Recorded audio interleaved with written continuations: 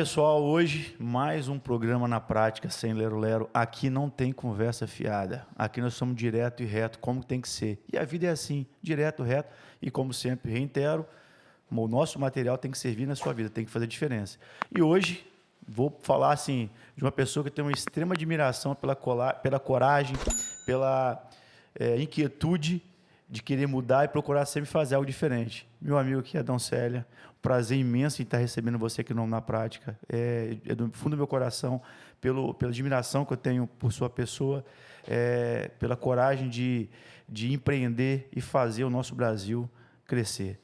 E falar de uma coisa que é um produto literalmente brasileiro, que é a cachaça, que é um produto exatamente um destilado, um dos mais consumidos do mundo. Se eu não me engano, só perde para tequila. E então, a gente, para fazer o podcast, a gente lê um pouquinho, né? E eu falo sempre que a gente grava o podcast, eu faço para aprender. Porque toda vez que eu tenho alguém aqui para entrevistar, eu tenho que estudar para poder, pelo menos, ter um pouquinho de conteúdo, ainda mais um nível de pessoa, né? Como você, Adão. Eu queria deixar primeiro você se apresentar, falar quem é o Adão, contar um pouco da sua história, porque toda história de sucesso tem uma história do passado de sofrimento. Sofrimento que eu digo dificuldade, né? Eu acho que é muito difícil alguém não ter passado por alguma dificuldade para atingir o seu sucesso. Então, eu queria deixar esse momento para você falar e ficar bem à vontade, que o tempo vai voar, você vai ver. Que bom. Primeiro, boa tarde. Fico feliz de estar aqui, tá, Jefinho? Pode chamar de Jefinho, não tem problema não, tudo certo. Jefinho, os amigos. É uma tarde de muita felicidade. Obrigado. Tá? E também porque é recíproca, né? A admiração ao que você faz, né? O que você tem construído e, né? Essa história sua é linda também. Tá? Obrigado. A minha história é meio tumultuada, né? Eu não tenho uma trajetória muito reta na vida, não. Primeiro que eu vim eu nasci numa família muito pobre de interior de Nova Venécia, né? Italiana, né? Meus avós são italianos, avós tanto paterno como materno, e desenvolvi em área rural, né, cara? Vivendo de tirar leite, pegar em peito de vaca e rastelar café, né? Caramba. Isso que a gente fala assim hoje com... né? Orgulho, né? Com orgulho, mas era com 8 anos, 10 anos de idade, né, cara? Você trabalhava naquela Quantos época, irmãos, né? Adão, na época? 11 irmãos. 11 irmãos. 11 irmãos. Mulheres e homens, era grande, tudo... 7 mulheres, 4 homens. Aí a mulher ganhava máquina de costurar? Máquina de costura. Não, mas ia para o campo também, também, né? Ia cuidar da... Mas tem a história da máquina de costura também. Tem da máquina, né?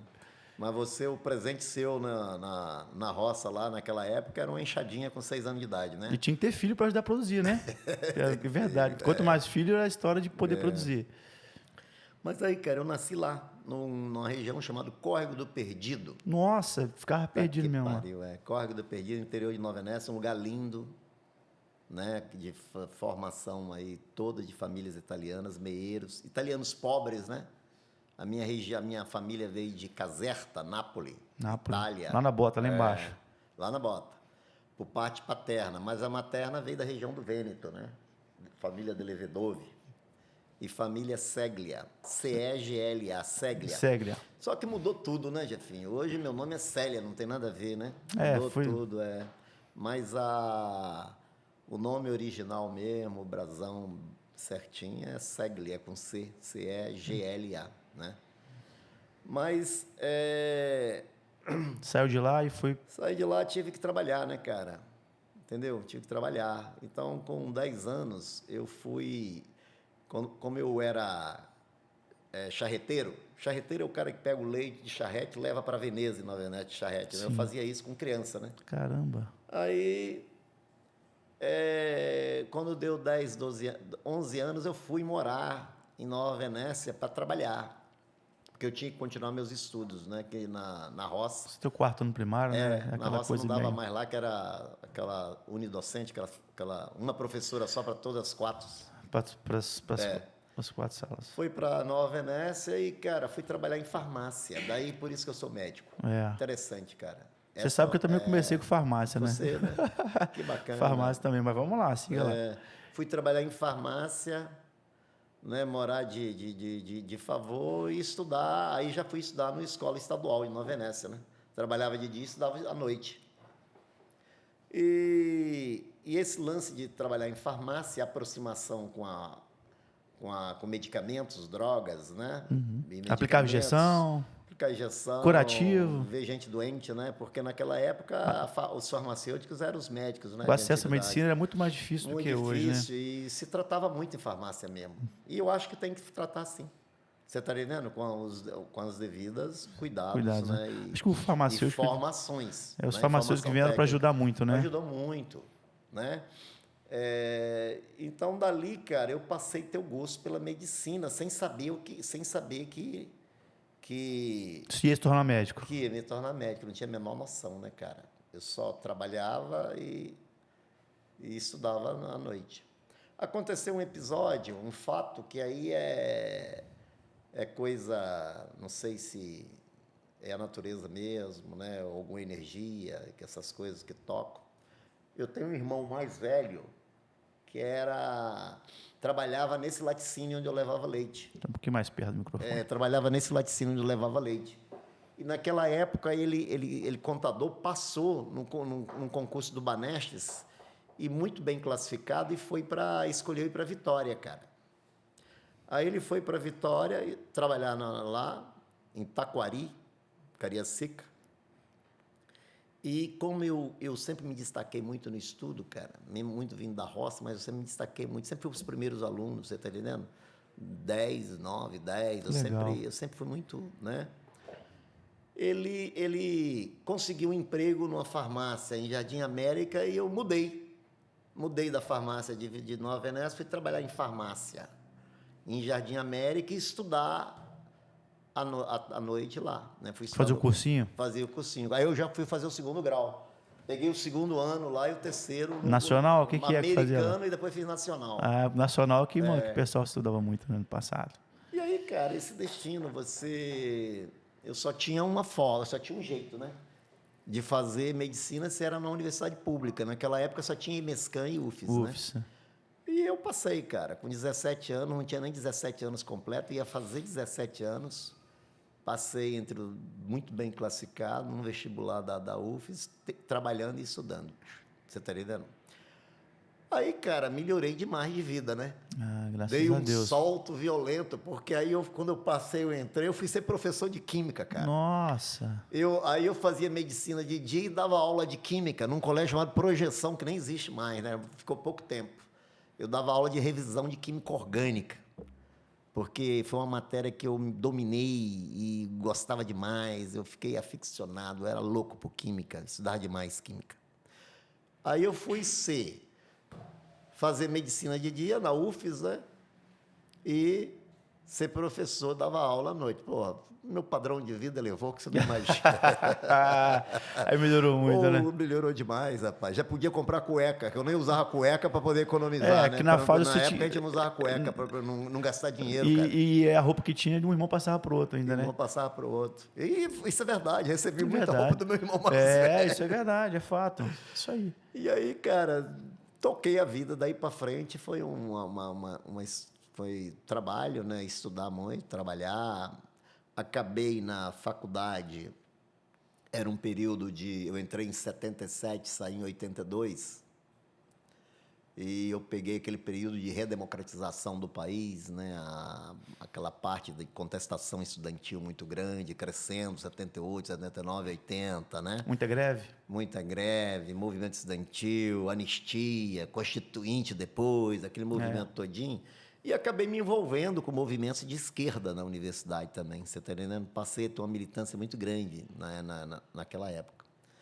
E dirigi muito minha vida em função desse conceito de vida, né? Dessa visão ideológica, né? E filosófica da forma de viver, que depois eu só rompi com isso em 89, você está entendendo? Sim. Mas de 78 até 89... eu levei uma vida muito formação acadêmica e militância. Você era um canhoto, então? Eu era um canhoto. É mole, cara. 8-9 você mudou, então? Mudei 8-9 e vou te falar por quê, cara. E aí? Eu era convicto, meu irmão. Hoje eu fui vice-presidente do Partido Comunista, fui candidato a deputado estadual pelo Partido Comunista em 86. Você tá doido, Adão? Tive 5.000 votos, você acredita, cara, em 86 pelo Partido Comunista Brasileiro, PCB. Nossa. E, na época, Max Mauro era o candidato a governador. E eu sempre fui muito amigo de Max. Max também era um meio canhota e carregava a gente. Um centro-esquerda. Centro-esquerda. Centro-esquerda, mas era mais canhota. Max era centro-esquerda, mas levava a turma da esquerda junto, né? Uhum. E ele me convidou e eu fui candidato, cara, a deputado estadual em 86. Bicho. Fiz uma campanha toda dentro de um Fusca, você acredita, cara? Eu tinha um Fusquinha só.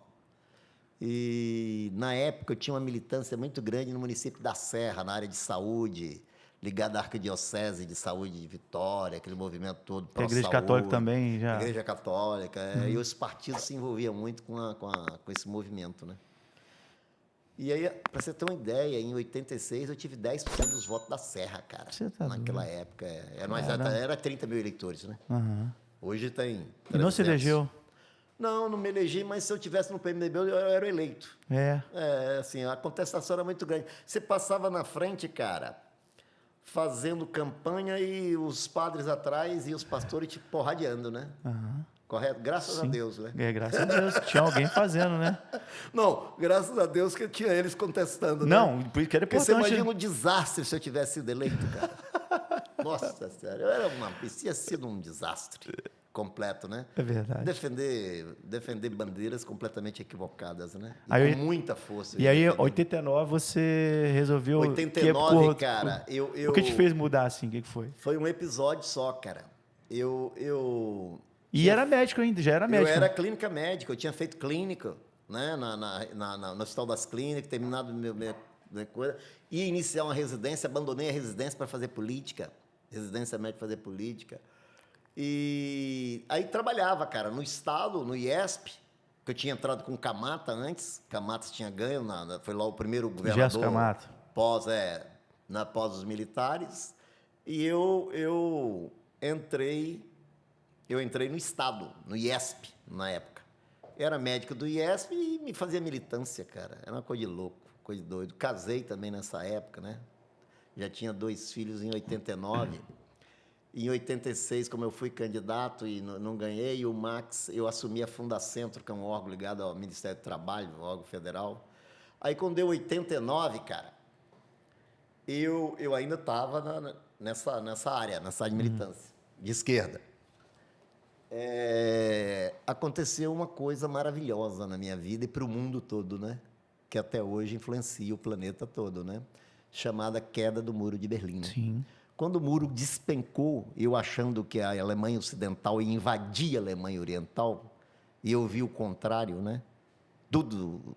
Os alemães do Oriente correndo para o Ocidente naquele desespero, pendurado em muro igual uma maluca. Eu falei, cara, eu estou do lado errado. Não tem condição. Meu pensamento é equivocado. Cara, aquilo me deu um choque violento. E os partidos de esquerda, a matriz de todo partido de esquerda é muito autoritária, né, cara? Sim. Fechado, reacionário, autoritário. As grandes lideranças omitiam para a militância, de um modo geral, as informações, né? Como Hitler fazia na Alemanha. Como Hitler fazia. Esse conceito, quer dizer, o comunismo já tinha caído na União Soviética há muito tempo. E, porra, as lideranças brasileiras sabiam, óbvio. Estava ligado ao Partido Comunista Russo. Quer dizer, mas não passava essa informação para você, né, cara? Você era uma massa de manobra, como é hoje, eles, né, eles controlavam, né? Infelizmente, como é hoje ainda, uma massa de manobra violenta. Quando eu vi, cara, eu fui tomar satisfação nos meios ascendentes do partido, né? E ninguém me dava resposta para aquela loucura, cara. Eu falei, bicho, eu vou tomar conta da minha vida, vou passar a ser médico. Ótimo. Cara, eu tinha 7 anos de formado já. Eu parei um mês, fui para dentro de um quarto estudar violentamente para fazer residência. Você está entendendo? Aí escolheu? Eu já tinha escolhido anestesia, que eu queria fazer anestesia. Aí passei em todas as residências que eu fiz prova, tá? E na principal que eu passei foi no INCA, Instituto Nacional do Câncer, Rio. Rio de Janeiro. Rio de Janeiro, que na época era uma referência em anestesia. Eu fui para o Rio, 89, 90, 91. Fiquei 3 anos no Rio, que mudou a minha vida completamente. E a visão também. E a visão de mundo, a visão de tudo, porque eu conheci um staff meu chamado Paulo Lavinas, que infelizmente já morreu, faleceu, que virou um grande amigo meu. E esse cara mudou minha cabeça, você está entendendo? Ele, quando eu estava no 2º ano de residência, ele falou, você vai se inscrever na FGV e fazer um curso de gestão empresarial. Olha só, cara. Caramba. Eu fui fazer gestão empresarial, além de residência de anestesiologia e me especializar, eu fui aprender a ser um gestor, você está entendendo, cara? Acho que todo mundo deveria fazer um curso de gestão, Todo né? mundo tinha que fazer. Você Deve ser vira outra uma normativa de vida. Olha, meu CPF tem que ser forte igual o CNPJ, tem que estar alinhado, né? Não tem jeito. Exatamente. Aí quando eu voltei, cara, em 91, 92, eu voltei com essa bagagem, né? De especializado, com a puta especialização. Fui 2º colocado em todas as provas nacionais de médicos anestesiologista. Alcancei o título máximo, que é o TSA, Título Superior em Anestesiologia, que equivale a um doutorado, você está na minha categoria, saí com isso, saí formado em gestão empresarial na FGV. Então, você volta com a outra cabeça, você está entendendo? Uhum. Quando eu voltei, eu não tinha onde trabalhar, porque eu só tinha aquele vínculo do IESP, que o Max tinha segurado para mim, mas com 2 filhos. Minha mulher, quando eu fui para lá, ela foi morar na casa da mãe, em José de Anchieta, na Serra, para poder não passar fome, sobreviver, né? 3 anos. Eu tenho uma guerreira, minha mulher, né? Até hoje. Até hoje, eu faço homenagem a ela aqui no negócio. Porque depois tem a pergunta. Isabel é uma Nome da sua princesa, esposa. é o nome da minha esposa. Tem 2 filhos? Tenho 3 filhos. Eu tinha 2 quando eu fui fazer. Quando eu fui, o meu filho, Pedro, que hoje é cardiologista, ele tinha um aninho, cara. E quando eu voltei, eu voltava, né, de ônibus, eu voltava naquela... Ele não me reconhecia, isso me doía muito, né, cara. Ele achava que o avô dele, era o pai, que era o pai, cara. E que eu não era, rapaz. Aquilo me doía tanto, cara. Aquilo era uma facada violenta.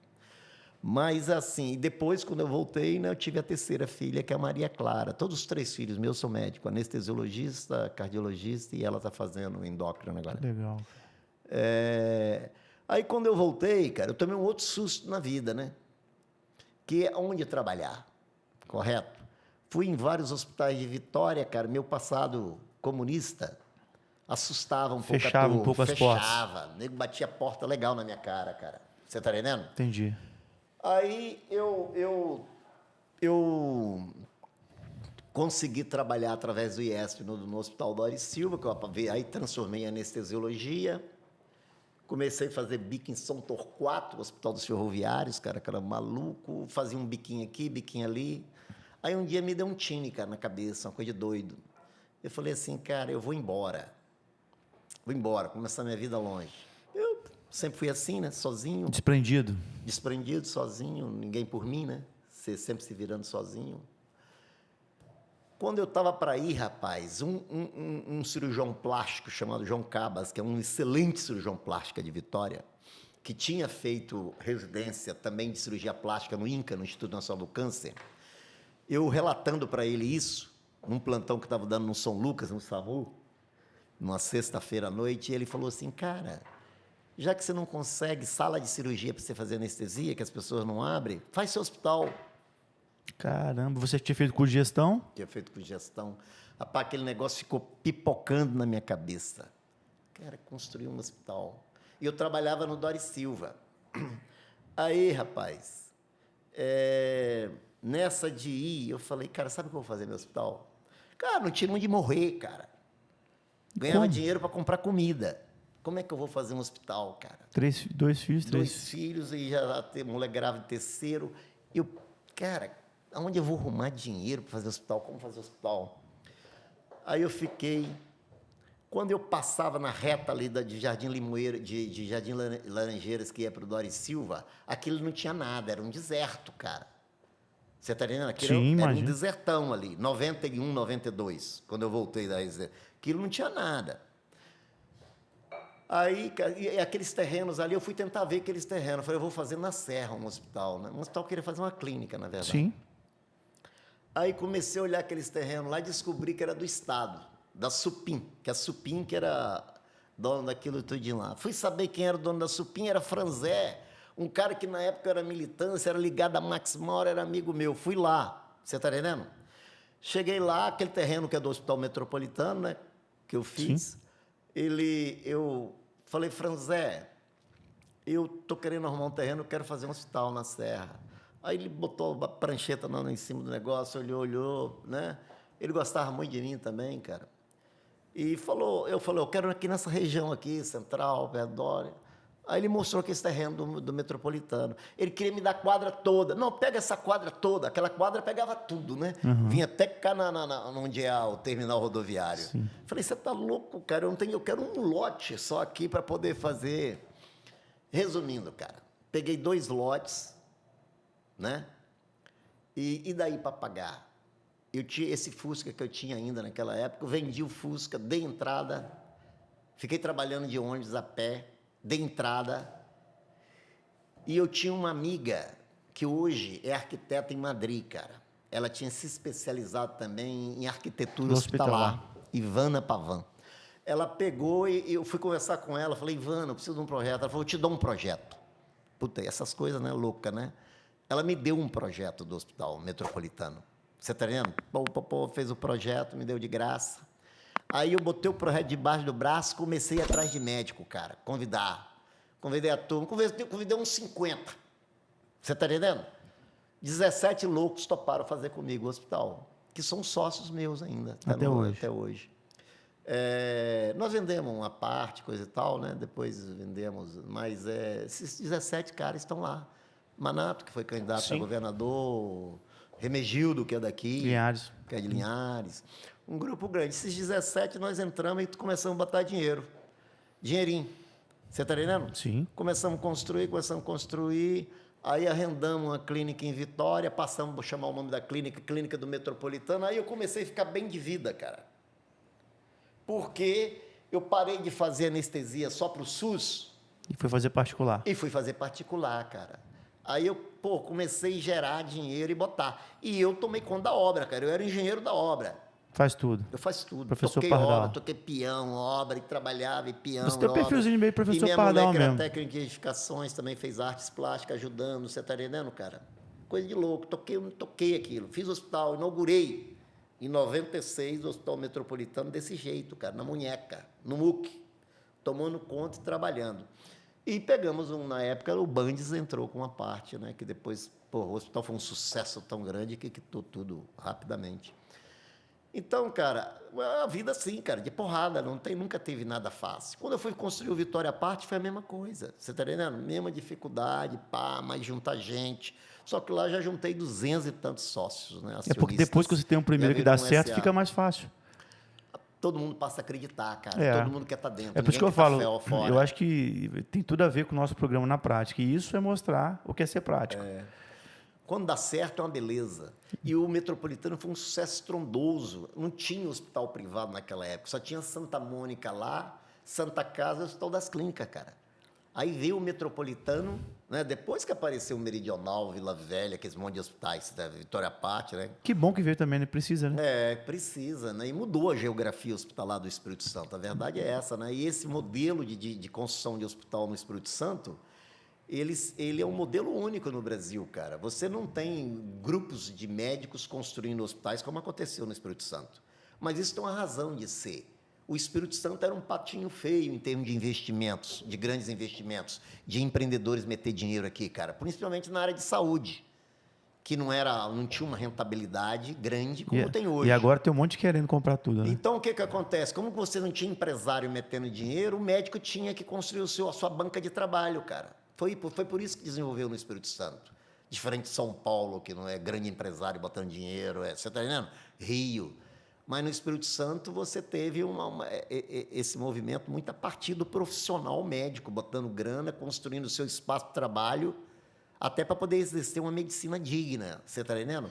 Que não tinha espaço, né? Com uma medicina, uma tecnologia que se aproximava dos grandes centros, Rio, São Paulo, né?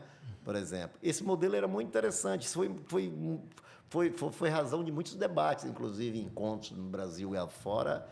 Serviu de modelo para... Serviu de modelo. Depois teve umas cópias pelo Nordeste. Você está entendendo? Mas foi muito assim. E aí, como então começou, depois que passou pela medicina, como que surgiu então a ideia da cachaça Princesa Isabel? Vixe, cara, isso aqui foi o seguinte. Como eu te falei lá, eu vim da roça. Sim. E a minha relação com terra sempre foi uma coisa muito forte. Eu sempre gostei de terra por ter meu umbigo lá, né, cara? Você tá entendendo?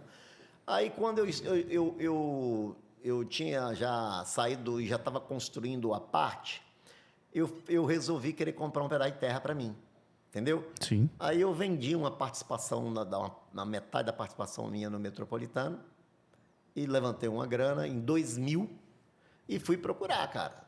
Entendeu? A primeira terra que eu fui procurar para comprar era em Nova Venécia. Quando eu estava fechando lá, eu queria sempre terra na beira de rio. Isso eu já tinha na minha cabeça. Água, Aí eu fui água. lá, eu queria água. Eu fui na beira do rio Cricaré lá, achei uma terra maravilhosa, do jeito que eu queria. Quando eu quase tinha fechado o negócio, cara, meu pai era vivo ainda, não deixou eu comprar.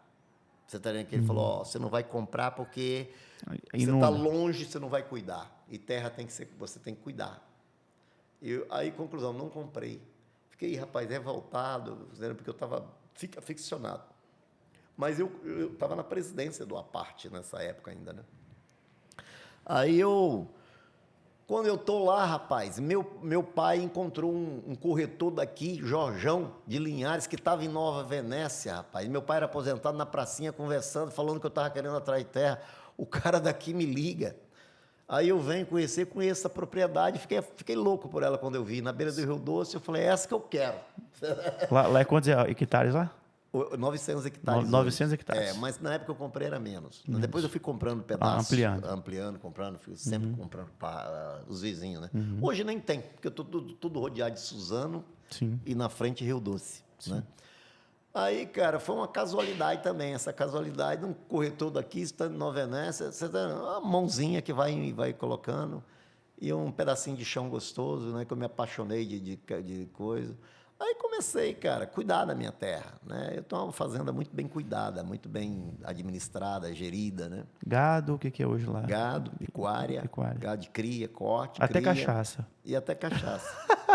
Cachaça, gin e cacau. Na frente do Rio Doce eu faço cacau. Que você tá mano. entendendo?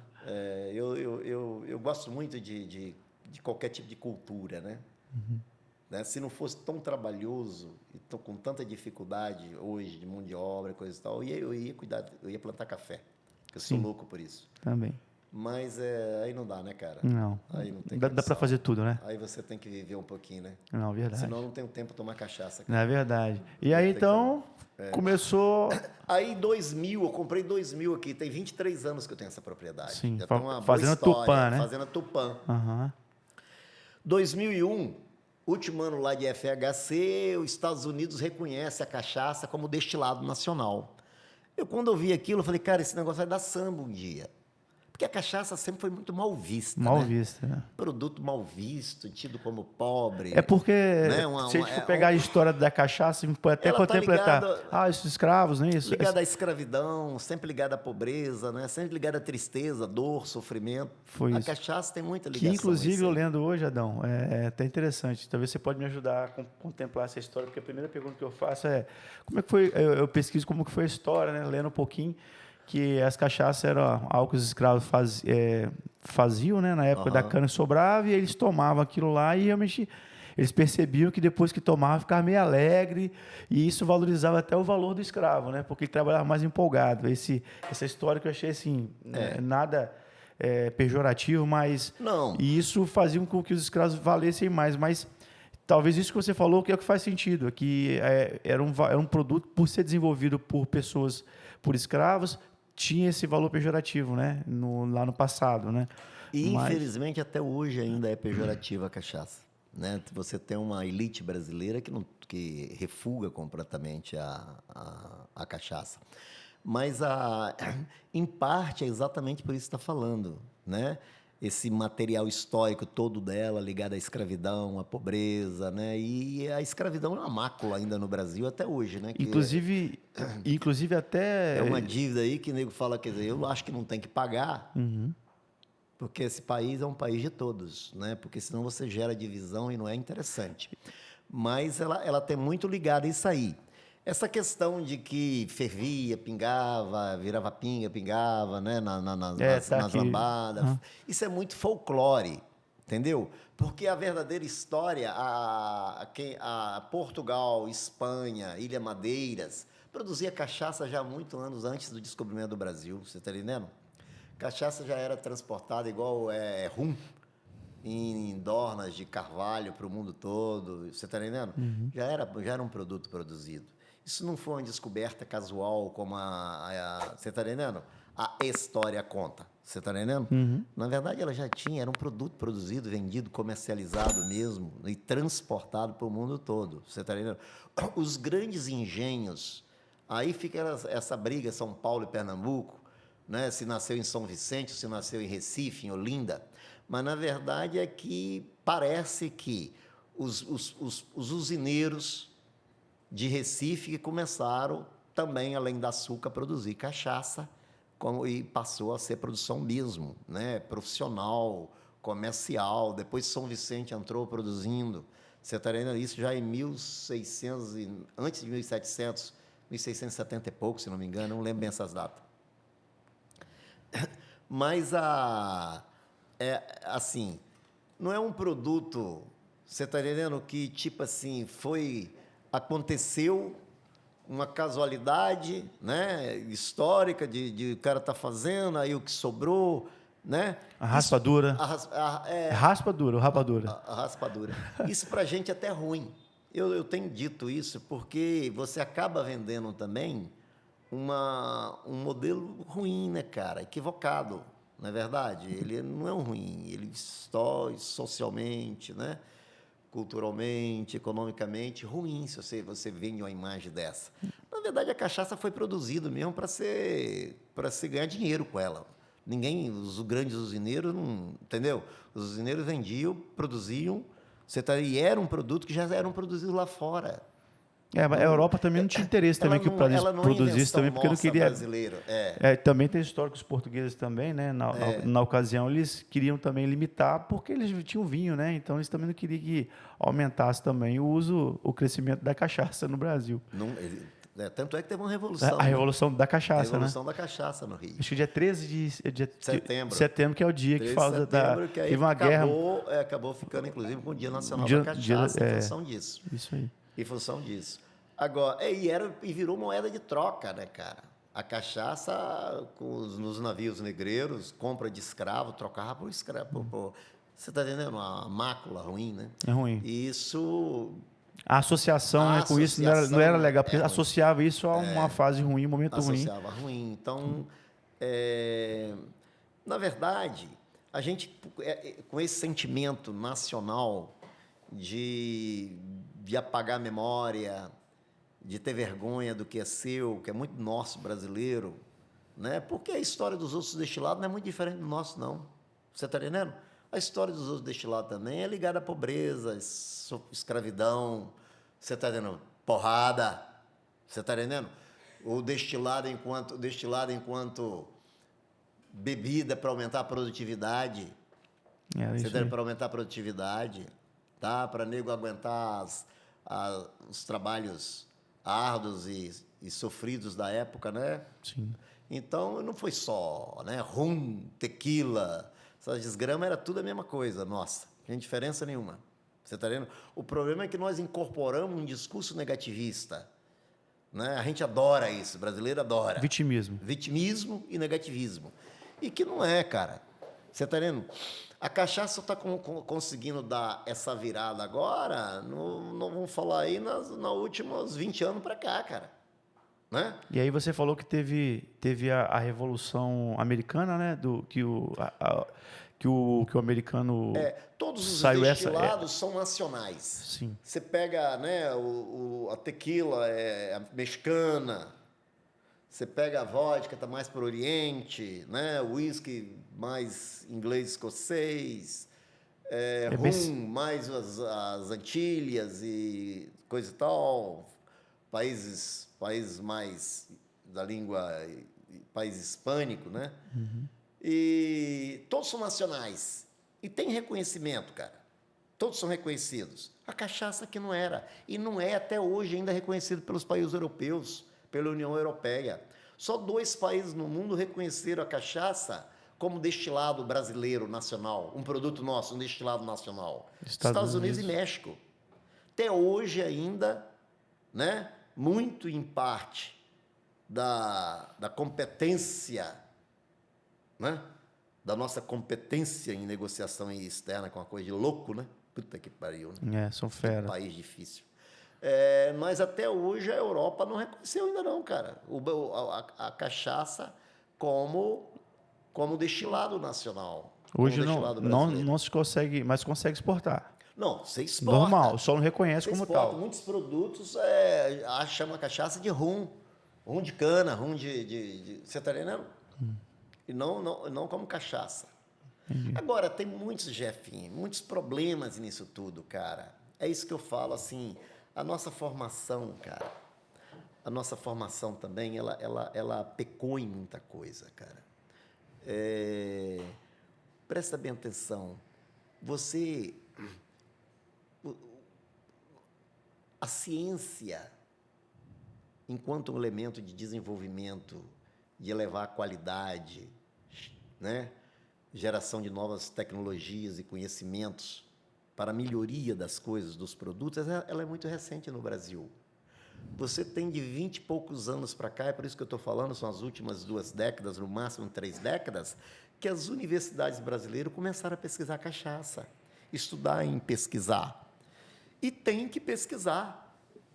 Vou te dar um exemplo. É um destilado, mas você tem que fermentar, é um fermentado. A fermentação é tudo em qualquer produto, em qualquer produção de qualquer bebida no mundo. Tudo depende da levedura. Tudo depende desse fungo que transforma açúcares em álcoois. Você está entendendo? Uhum. Seja na cerveja, seja no uísque, no rum, na tequila, tudo é igual. E é só no Brasil que nós não pesquisávamos leveduras e fungos no Brasil. Era tudo feito de forma empírica, tá? Artesanal, que essa palavra artesanal me arrepia, porque artesanal não é sinônimo de qualidade. A maioria dos artesanais são de péssimos padrões, péssimo nível de produção. A verdade é essa, tem que ser dita. Não é porque é artesanal que é qualidade, é o contrário, tá? Mas o Brasil não se pesquisava. Não fazia a cachaça com levedura caipira, metendo fubá, farinha de trigo, não sei o quê, achando que era o máximo. Você está entendendo? Uhum. E quando foi começar a estudar, levantar e ver o tanto que isso era nocivo na produção de um produto. Você está entendendo? Quando você faz essa mexida todinha, você não consegue produzir um produto de qualidade. Você vai aumentar muitos congêneres na bebida que são altamente nocivos à saúde. Um deles é o carbamato de etila, por exemplo. O carbamato de etila é cancerígeno, câncer de laringe, hepatoma, você está entendendo? E não é à toa que os trabalhadores brasileiros, estatisticamente, isso não é, tá? Isso é dado de BGE estatístico, a grande maioria morria entre 55 e 65 anos de idade. Morria de quê? Morria de beber bebida ruim, porra. Morrer de carbamato de etila, você está entendendo? Hepatoma, cirrose hepática, câncer de laringe, câncer de esôfago, câncer de duodeno. Entendeu, cara? Aldeídos nas bebidas, cetonas, acetonas, álcoois de cadeias longas. Tudo bebida ruim. O Brasil produzia muito. Bebeu uma merda. Ruim. Uma merda mesmo. Você está entendendo? A gente produzia veneno. Só mudava a dose. Só mudava a dose, veneno. Então, esses últimos 2 décadas aí, que aconteceu uma revolução na produção de cachaça de qualidade, porque centros tipo Exalc e Piracicaba, que é a USP, Lávaras, Universidade do Paraná, o FMG, uma série de Ouro Preto, uma série de universidades começaram a pesquisar. Cara, vou entender que diabo nós temos. Você está entendendo? Uhum. Vão para dentro do laboratório estudar. Vão estudar esses fungos, essas leveduras, ver que diabo é isso que está produzindo, o que nós estamos produzindo. E, cara, quando você vai e estuda, mete em espectrômetro de massa, e que você vai ver tudo, você passa a conhecer o que você tem em mão. Você está entendendo? Aí nós fomos conhecer fermentos. Foram nos canaviais, aquela poeirinha que dá na cana, aquilo ali é levedura. Leva para dentro do laboratório e vão estudar. E viu que tem milhares de leveduras diferentes, você está entendendo? Milhares de cepas diferentes.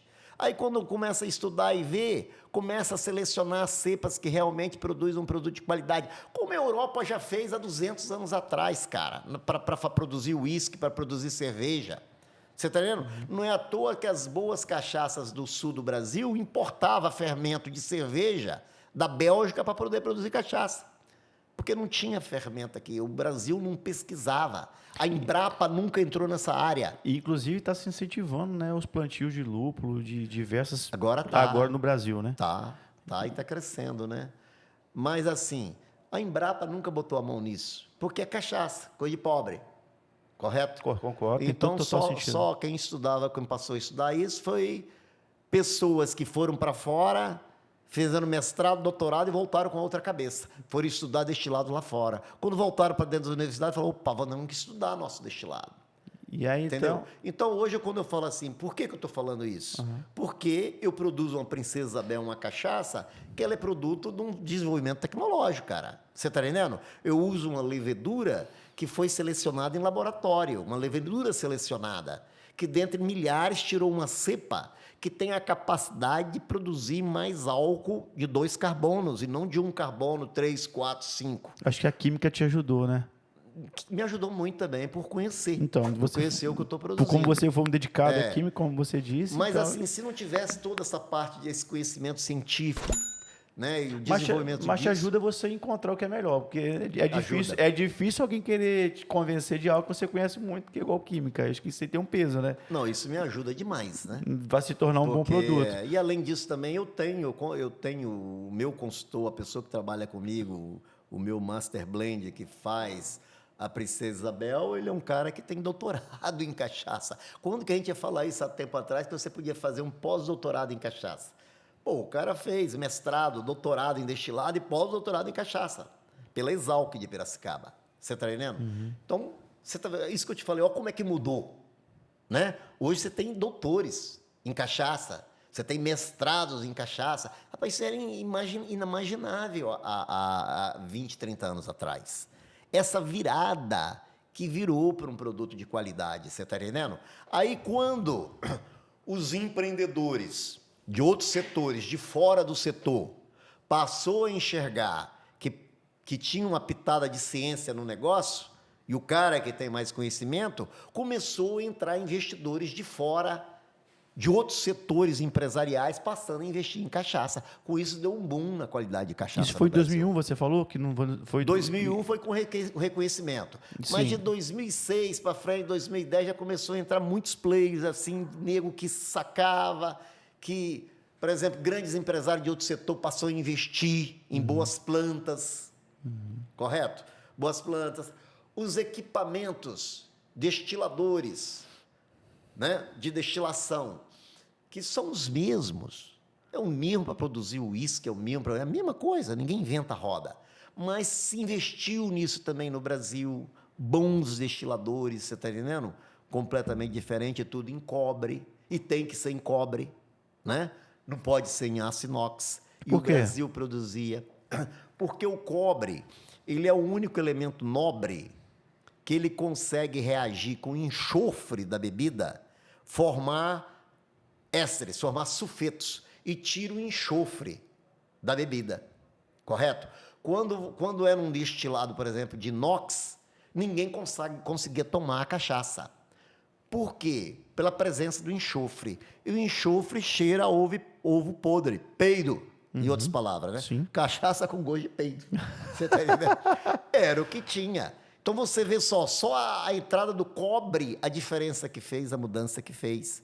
Você está entendendo? Mas, então, hoje é impensável você produzir uma cachaça se não for em destilador de cobre. Talvez não tenha nada a ver com... Mas e a cerveja? Pode ser inox? Tem problema? Ou se você acha que a cerveja deveria ser também em cobre? Mas a cerveja não destila, né? Ela é só o fermentado. Mas porque hoje... Ela não passa. Ela não passa. Ela é toda fermentada em inox. Inox, isso. Não, é isso que eu quis perguntar. Se isso então, acho que não deve ter interferência. Não interfere. Não interfere. Ela é toda inox e tem que ser inox. Tem que ser inox. É porque a maioria das... Tem que ser inox. Por exemplo, toda a parte minha de fermentação, toda a parte de fermentação, de padronização de calda, isso tudo é inox. Por uma razão simples, né? É por facilidade de limpeza, lavagem, higienização. Sim. Porque bebida não tem muito segredo, não.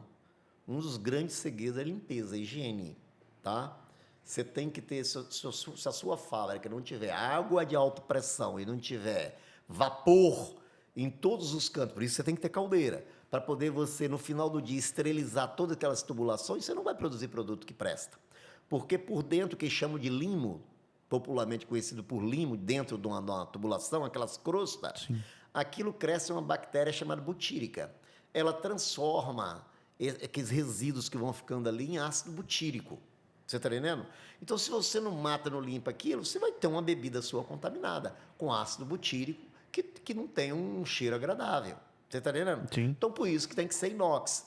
Toda a parte, até chegar nos destiladores, tem que ser toda inox. Depois vai Depois que vai, quando você vai destilar. Que aí você vai no cobre. Que você vai no cobre. Porque a destilação você vai fazer uma separação de substância por diferença de pressão e temperatura. É uma panela de pressão. Você vai aumentar a pressão e temperatura. As substâncias mais voláteis é que saem primeiro, que elas vão atingindo ponto de ebulição menores. Depois vêm as outras. Por isso que você permite, hoje, fazer as separações da chamada cabeça, coração e cauda. Né? Então, a princesa Isabel, ela corresponde a 60% do que tem ali de destilado. Porque 10% que a cabeça joga fora, e quando chega em 40 graus para baixo, Gay-Lussac para baixo, joga tudo fora. Você está entendendo? Eu fico com 60, o chamado coração da bebida. Mas não é só eu. Qualquer bom uísque do mundo faz a mesma coisa. Se você for na Escócia, numa destilação de uísque, você vai ver a mesma coisa. Você está entendendo? Cabeça do uísque fora, coração segura, cauda joga fora. Por quê? Na cabeça você tem uma substância muito volátil, que ela sobe muito rápida, que é o álcool metílico, o metanol. Metanol. Que é uma substância altamente nociva. Um dos grandes problemas do metanol é a neurotoxicidade de nervo óptico. Ela adora o nervo óptico. Correto? Não sei se você lembra uma vez, saiu no Globo, 40 pessoas na Bahia que ficaram cegos tomando cachaça. Aquilo é metanol. Só cachaça contaminada com álcool metílico. Você está entendendo? E quando tem alta temperatura... Por exemplo, pessoas que... muitos viciados que chegam a comprar álcool de posto. Sim.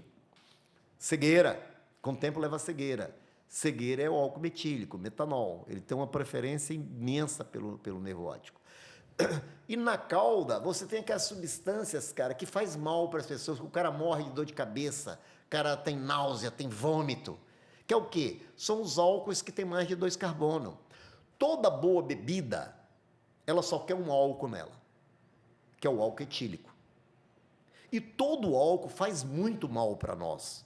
É que nós somos safados para tomar álcool. A verdade é essa. Não deveria tomar. Não deveria tomar. Mas o que menos faz mal é o álcool etílico. Você tá o metílico e o 3-carbono, propílico, 4-butílico, pentílico, são álcools altamente nocivos ao nosso organismo, tá? Esses álcools de cadeias longas lá, que tá lá na rabeta da bebida, chamado na cauda, que tá também, que carrega com eles cetonas, acetonas, essas coisas, aldeídos, é o que te dá ressaca, que dá dor de cabeça, náusea, vômito. Desidrata. Desidrata. No outro dia o cara tá morto, correto? É. Você vai tomar 1 litro de Princesa Isabel, você pode morrer de coma alcoólico. Agora, no outro dia, você não vai passar mal, não. Você vai acordar inteirão. Por quê? Porque não tem esses contaminantes. Tu tá entendendo? Entendi. Então, isso é química e, ao mesmo tempo, física. Porque tá no processo de destilação. E aí você resolveu, assim, 2001, a fazenda você comprou 2000? Eu comprei em 2000. 2000, aí... 2001 eu fiquei com esse negócio na cabeça, né? Que você falou, você leu, comentou. Eu falei, esse negócio um dia, cara, vai dar samba. É impossível que a cachaça vai ser tão mal vista assim. Mas também porque eu bebia, né, porra? Nossa Senhora. Eu sempre gostei de cachaça. Puta que pariu. Até hoje? Até hoje eu tomo cachaça. É você que prova ela, né? Eu tenho cara muito bom, né? Mas eu tenho um nariz bom pra cachaça. Se sobrar eu vendo. Eu tenho um laboratório legal. Se sobrar eu vendo. Não tem como não. Não tem como não. Mas aí você resolveu empreender. Começou a estudar, começou a... Aí, cara, fui estudar. Fui ler. Como eu te falei, química já me ajudava muito, né? Sim. Mas aí fui ler. Peguei, em 2006... Naquela época tinha uma revista, Playboy, não sei se você lembra. Claro. Atrás de oficina tinha um monte de oficina. A Playboy botava todo ano o ranking das 20 melhores cachaça. E eu comprava Playboy só por causa disso. Né? Ah, tá certo. Peguei esse ranking das 20 melhores cachaças de 2006, rapaz, fui rodar esses alambiques todinho. Tirar, conheci tudo que você pode pior, imaginar. E pior, é 51... Essas porra todas que você pode imaginar. Rio, São Paulo. Fui ver o que prestava e o que não prestava. Eu não tinha nem feito o meu ainda, você tá entendendo? E rodava, e comprava, e degustava, e olhei.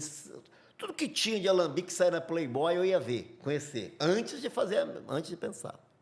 Depois que eu rodei esse negócio todo, cara, eu contratei, eu fiquei nessa história toda aí, eu conheci um puta profissional, Arnaldo, doutor Arnaldo, professor lá de engenharia da UFMG, que o cara desenvolvia projeto de alambique.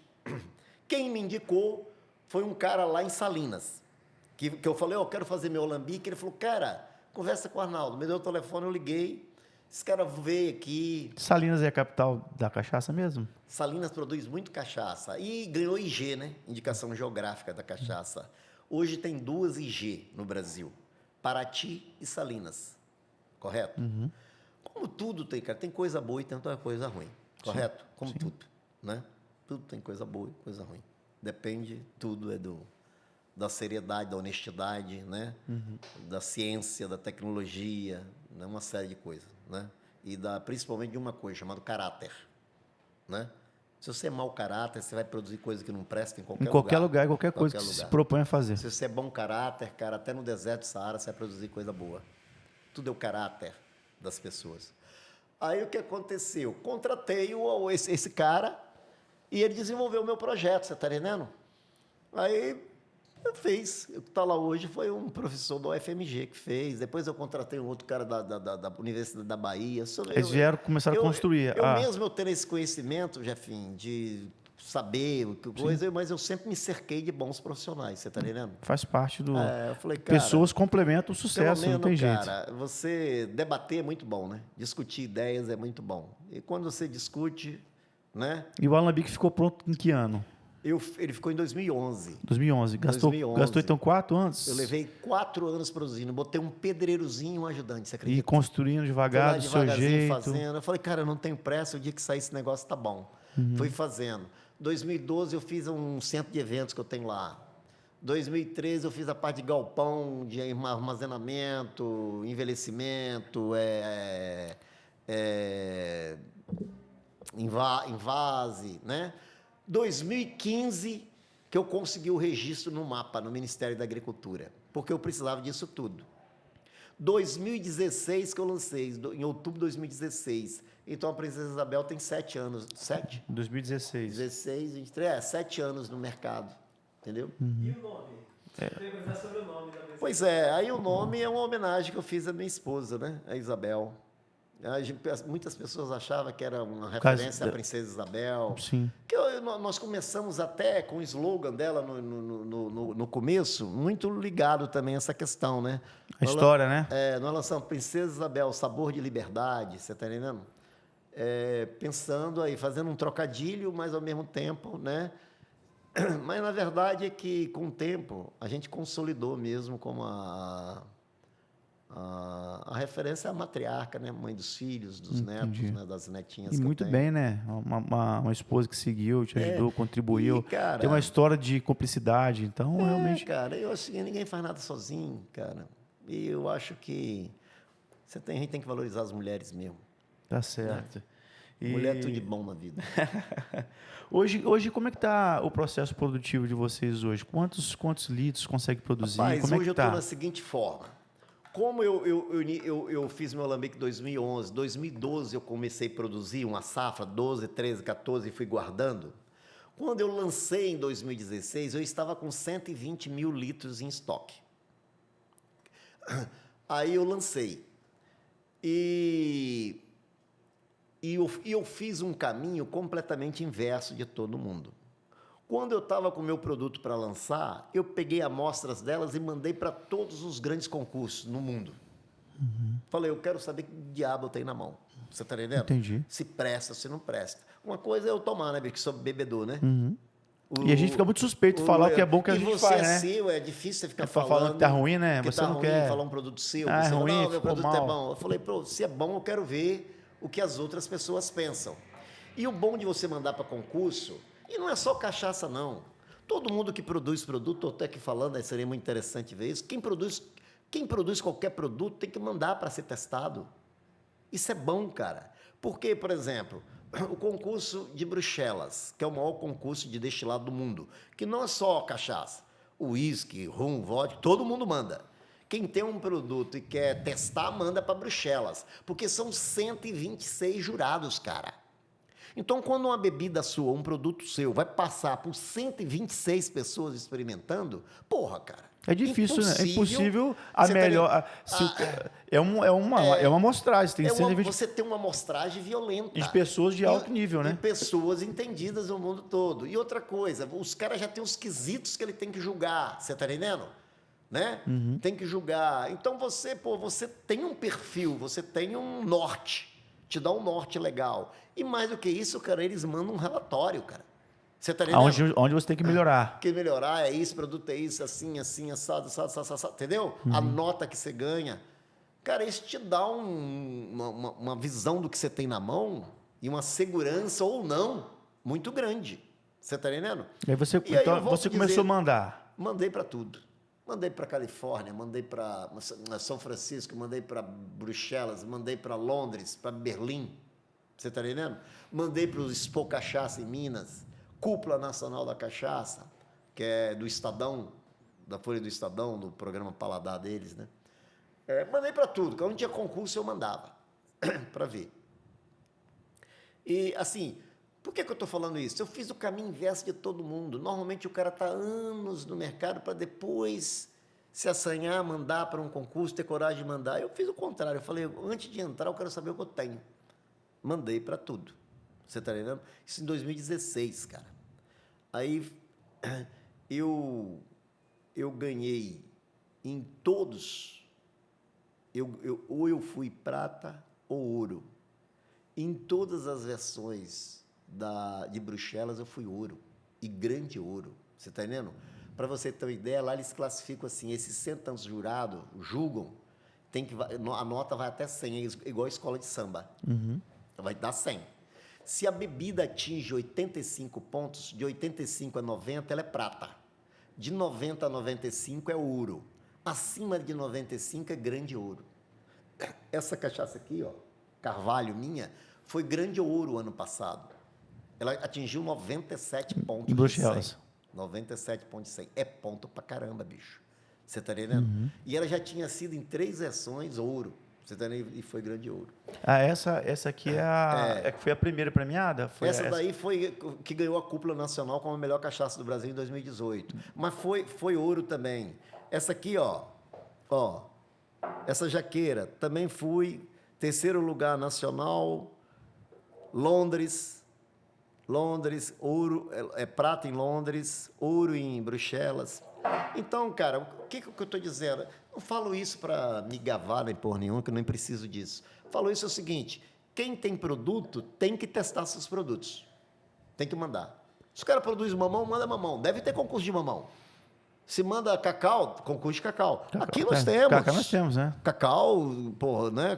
Produtor de Linhares ganhou. Eu vou convidar podcast também. Ganhou em Paris. Na França. Na França. Acho que tem que mandar para poder você entender o que você tem na mão e o que você tem que melhorar. Eu fiz assim. E quando eu lancei, eu fui para a praça, eu já era medalhado. Você está entendendo? Eu já era testado. Até sua garrafa é uma garrafa diferente. Ela mais alongada. Isso é uma loucura, outra loucura que eu fiz, cara. Por quê? Eu peguei o avião aqui e fui na China atrás de garrafa, você acredita? E aí? Puta que pariu, só doido mesmo. Cheguei lá, eu tinha um brasileiro que morava lá em Xangai. Fui bater em Xangai, de lá fui visitar a fábrica de garrafa, cara. Essas garrafas eu decidi tudo lá dentro de fábrica. Essa aqui, ó, essa é uma exclusiva Princesa Isabel. Essa daí. Depois eu fiz a mesma coisa com gin. Você tá vendo? Fui lá atrás de garrafa. Por que ela se diferencia das demais? Você acha que isso é mais estético ou isso tem alguma coisa a ver com conservação dela? Eu pensei o seguinte, cara, eu quero uma garrafa, eu quero lançar um produto também que não seja igual, na mesmice. Mas não interfere na parte da qualidade, a garrafa não. Produto é o produto. Em qualquer garrafa vai ser o mesmo produto. Eu só É porque tem eu só bebidas que quis ter interferem, né? Eu só quis... Não, Tem bebidas que interferem. Tem bebidas que interferem. Tem bebidas que é melhor só em garrafa âmbar, por exemplo. Isso. Ou verde, né? Igual alguns O tipos. verde. Mas não é o caso da cachaça. Tudo é luz, né? Luz e oxigênio. Eu queria ter uma linha padronizada, você está entendendo? É porque você Princesa consegue Isabel. perceber, Adão. Não estou puxando Por seu exemplo, saco, cara, não. o que Mas que eu você queria? bota numa prateleira, você consegue, se Não, o destaca que das eu outras. queria? Eu queria que fosse assim, com o tempo a pessoa bate o olho e sabe já que é Princesa Isabel, por causa da garrafa. É porque você não fica Então a naquela mesma garrafa linha, já né? ser um indicador também, você está entendendo? Sim. Por isso que eu fui atrás. Então, tipo assim, a jaqueira. Por quê? Quem bate o olho nessa aqui sabe que é Princesa Isabel, porque só tem ela, desse jeito, você está entendendo? Sim. Aí, esse é um outro lance, Essa né, foi uma cara? linha do seu marketing, né? E foi, Foi uma de linha de como, porque marketing. não é só produzir, mas como se vende no mercado, Como né? se vende. Aí já é marketing, já é, né, já é o design, né? O seu marketing é feito aqui no Espírito Santo, é por aqui? Hoje mas quando eu lancei era em São Paulo. Eu contratei um design de São Paulo chamado Davi Guiolo, um cara que fantástico. Hoje ele não trabalha, que ele foi contratado por uma empresa exportadora de café lá, só trabalha para ela. E ele que desenvolveu a grande parte dessas linhas aqui, que remete aos pássaros, né? Ali da Fazenda Tupã, entendeu? Então eu queria fazer também uma homenagem à flora, né? A questão da região, a região, da essência. natureza. Aqui eu quis fazer uma homenagem a Linhares mesmo. Sim. Aí tem a ponte velha de Linhares ali, que eu jogo ali Getúlio dentro, o Vargas. alambique, E eu quis eternizar, né? Que é onde eu tô, na cidade que eu estou, que é Linhares. Mesmo e que, fazer o que não rótulo. nasceu aqui, mas aprendeu a gostar, né? Rapaz, eu gosto mais do que tudo. Sou apaixonado em Linhares. Ô cidadona linda, né? É. Linhares é linda. A gente tem que rodar Lugar bastante gostoso. para entender o que é, né? Às vezes, cidade às vezes fantástica. nos achamos barristas, mas realmente... Só falta mais arte. É. Eu tenho que colocar isso para alguns amigos meus. Eu acho que a gente tem que começar a discutir isso aqui, conversar sobre isso. Botar arte e cultura mais, cara. Porque é uma cidade maravilhosa, né? Linda, com a vocação Mas agora com o aeroporto vai desenvolvimentista ser melhor. gigantesca. Agora com o aeroporto. Agora vai ficar legal. E a sua matéria-prima, você compra de onde, Adão? Não, eu produzo. Aqui. Não, matéria-prima, qualquer um que quer produzir, seja qualquer bebida, ele tem do mundo, se ele quer uma bebida de qualidade, ele tem que produzir sua matéria-prima. Alimentar sua própria cadeia, você acredita Você nisso? tem que produzir. Então eu produzo minha própria cana. Sim. Eu trabalho com 3 varietais de cana, que eu trouxe uma de Goiás e 2 do Mato Grosso. Sim. Você está entendendo? São canas que foi muito desenvolvida para cachaça, especificamente para cachaça. No Brasil tem um cara louco em pesquisador, que está fora de tudo, que é o Silvio, esse cara que me fornece as mudas. Ele hoje está com um laboratório no Mato Grosso. Agora mesmo acabei de plantar, trouxe mais 3 variedades. Você sempre dele. vai desenvolvendo, evoluindo? Você acompanha? Sempre surge um material genético novo. Aí você eu vai vou te pedindo, mandando, eu você vou vai, pedindo. aí você vai pegando por parte, eu acredito que Agora vai ele trouxe plantando. 2 materiais mesmo que sensacional. Acabei de plantar. Estava lá onde plantando, ó. Tô desgramado de mão plantando no meio do pasto. Lá Deixa eu te fazer, eu só voltar atrás. E você falou da produção de 120 mil litros. Pois é. Hoje você Não, continua... eu produzi 120 mil, assim, vários anos. A minha produção é 30 mil litros ano. Ano? Ano. 30 mil litros ano. Mas o que aconteceu? Nos últimos anos, a minha demanda, a minha venda estava maior do que a produção. Então, o meu estoque de cachaça de 120 mil litros, que eu chegava a ter umas 60 mil em cachaça branca, o resto em madeira, hoje eu estou com 18 mil litros. Você está entendendo? Não compensa Então, aumentar, se eu não? não aumentar minha produção, eu não vou ter cachaça branca para vender. E você- consequentemente, falta na madeira. E aí entendeu? você não vai pensar em aumentar isso, não? Agora que eu estou trabalhando, aumento da produção. Sim. Tá? Mas eu fui também, eu fiz isso de propósito, porque eu quis segurar a produção, aumentar a qualidade e atingir Entendi. um patamar, Atingir um nível, nível que um eu padrão. queria. Você está entendendo? E a cachaça, o que faz diferenciar a cor dela é a armazenagem? É armazenagem. Cachaça branca é armazenada em inox. Inox. Tem algumas madeiras que passa muito pouca cor, tipo a jequitibá, que você está vendo aqui, ó. Sim. Jequitibá Realmente rosa passa menos e a mesmo. castanheira, castanha do Pará mesmo, aquela castanha do Pará. O pessoal faz dorna em castanheira do Pará e o jequitibá rosa.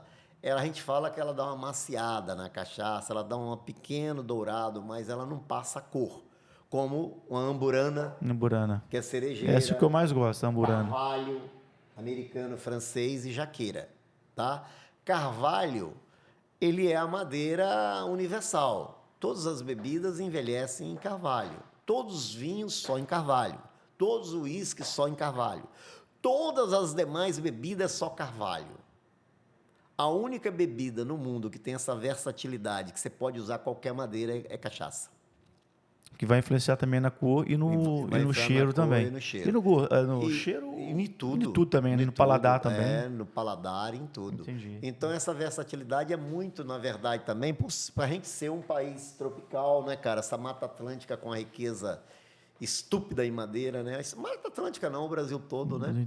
Com essa riqueza em madeira que influencia muito pesquisa. Hoje, volto na ciência, né? Era imaginável isso, inimaginável. Há anos atrás, centros brasileiros estão pesquisando madeira. Hoje nós temos várias universidades pesquisando as madeiras, entendendo as madeiras, o que tem na madeira, o que elas passam para madeiras, passam para as bebidas, como passam. Você está entendendo? E possa ser que nós vamos descobrir.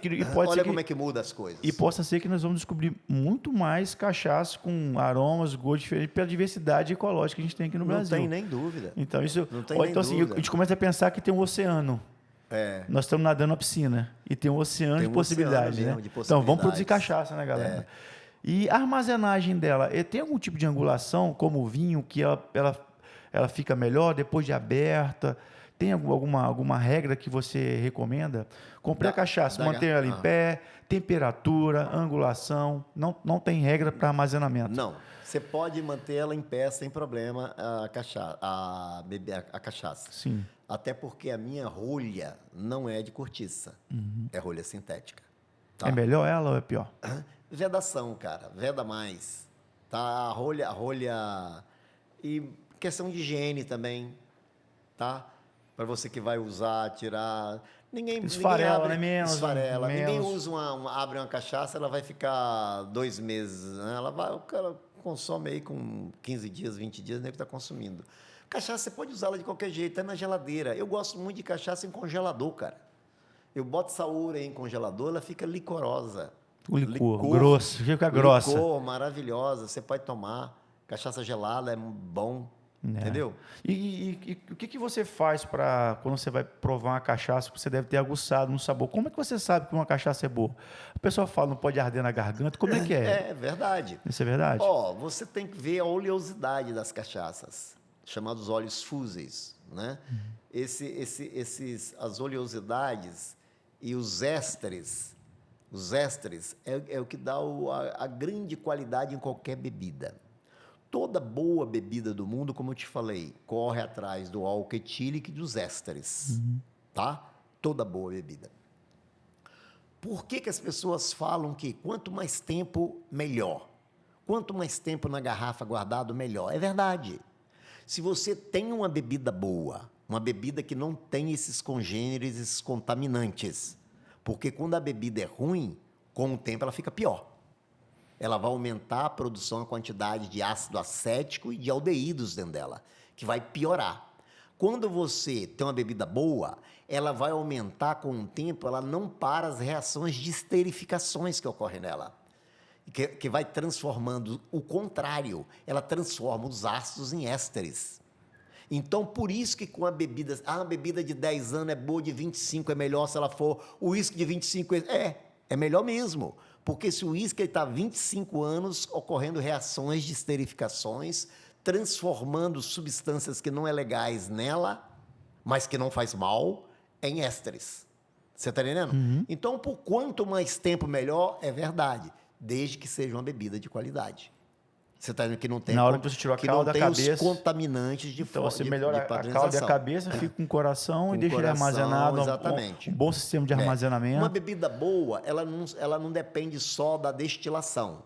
Ela começa lá na terra. Um bom vinho, ele depende de uma boa uva. Como a cachaça de uma cana também, né? De uma boa cana. O cara sabe quando ele vai ter um vinho ruim.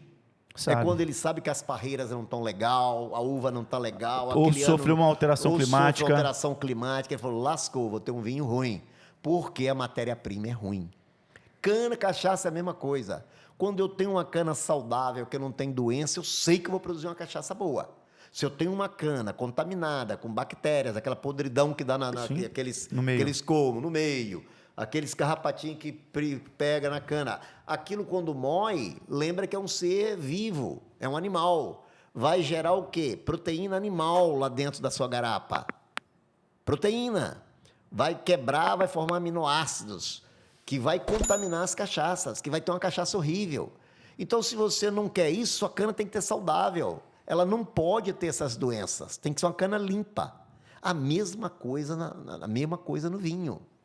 Então, por isso que eu te falei que para você ter uma bebida de qualidade, você tem que produzir sua matéria-prima, porque eu sei a matéria-prima que eu estou produzindo. Onde eu mais gasto dinheiro é no meu canavial. Tá? É onde que eu fico homens direto o ano todo, limpando, cuidando, botando produtos biológicos para poder combater cigarrinha, tá? Essa podridão vermelha é uma bactéria, não é fungo. Quando eu vou cortar, na época eu vou cortar para moer, meus cortadores de cana já têm um protocolo, um POP, um procedimento operacional padrão, que se ele encontrar 2 colmos dessa cana com podridão vermelha, ele já pica, deixa lá, não vai para o alambique para moer. E é tudo manual? Tudo manual, Tudo manual. Limpa, colheita, de espalhar.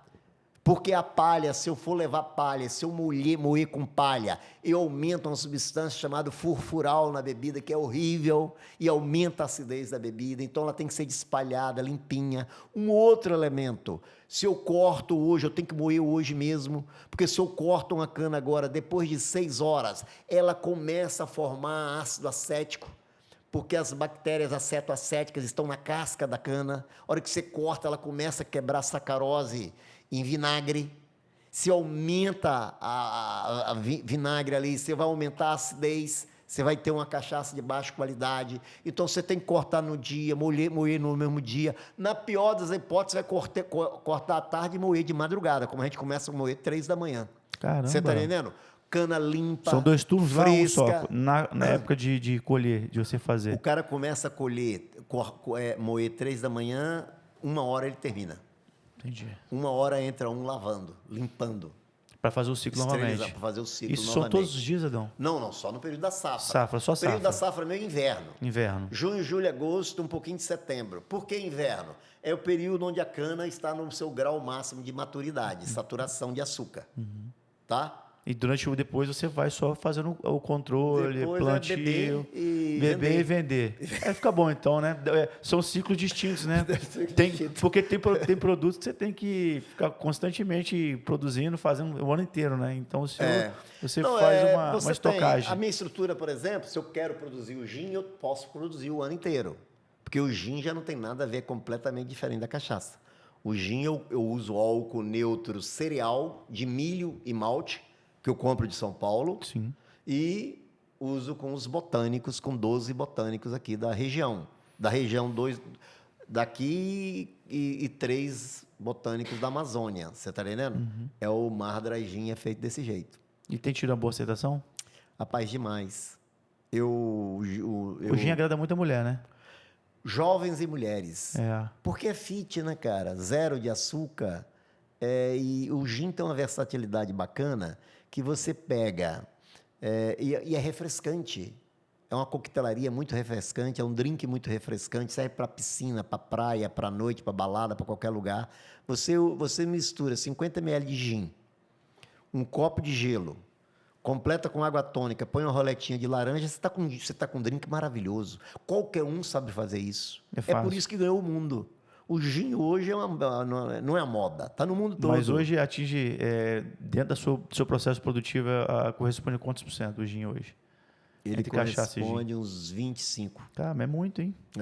25. Pensa em aumentar? Eu quero crescer com gin. Também. Por que eu quero crescer com gin?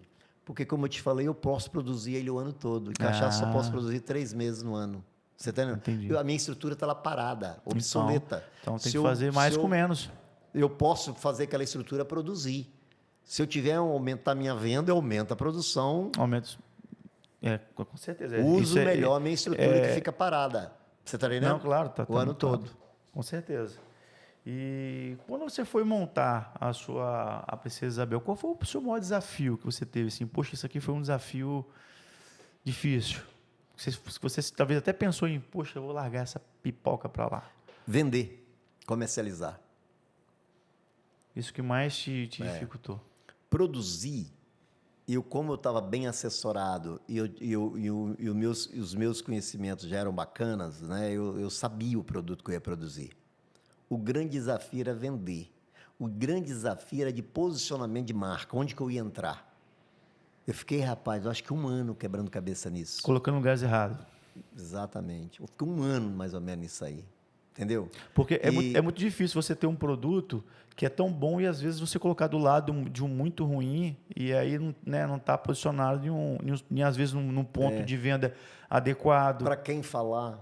Para quem falar? Ia falar. Então eu defini o seguinte, cara, com o curso que eu tenho, com o processo de produção que eu tenho, com o produto que gerou isso tudo aí, eu tenho que falar para uma classe que eu tenho que definir. E definir logo que era a classe A, no máximo uma parcela de B. Eu vou trabalhar com essas classes, né? Eu não tinha como, porque senão eu quebrava, né? Não batia as coisas. E hoje quem faz a comercialização sua hoje? Você tem algum distribuidor? Hoje eu tenho um distribuidor próprio, tá?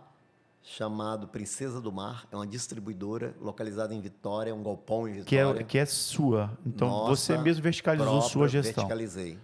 É próprio. Eu produzo em Linhares, vai para Vitória, para o galpão lá na Serra, Jardim Limoeiro. De lá, vendo para Grande Vitória e o resto do Brasil. Tá? E traz para supermercados para o resto que tem aqui, do norte, do sul. Tá? E as vendas locais no Alambique, eu tenho uma pessoa, que é a Elisângela, que ela é responsável só por isso. Ela tem que ficar só por conta de atendimento, coisa e tal. Né? Eu poderia estimular mais a questão do atendimento e venda local, que é uma tendência nacional.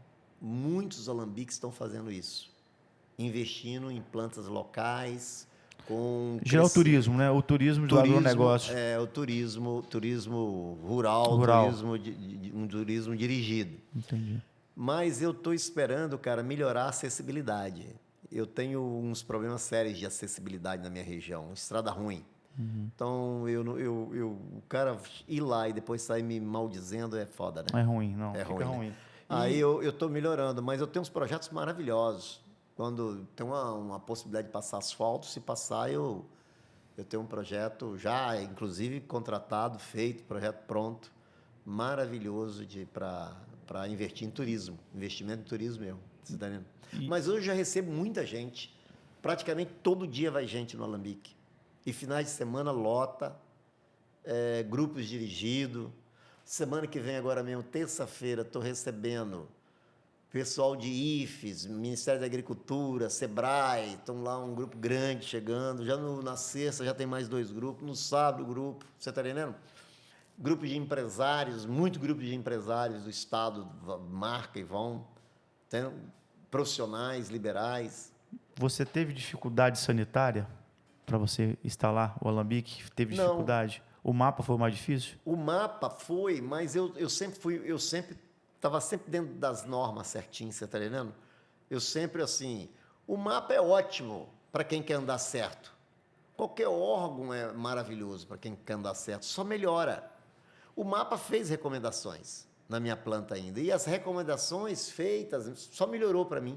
Você está entendendo? Que bom. Só melhorou. Como o IDAF fez umas recomendações na parte de vinhoto, que eu não estava olhando, enxergando, e que melhorou demais.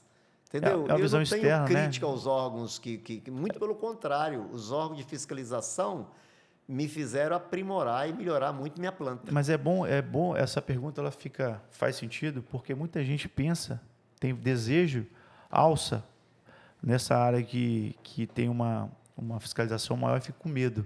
Então, talvez isso venha para desmistificar, né? Que dependendo, né, do que você for montar, eu acho que isso tudo, né, que for montar, é importante ter esse auxílio, né? É verdade. Porque não é à toa que também se vem diversas normativas que vêm para o melhor, como aconteceu contigo.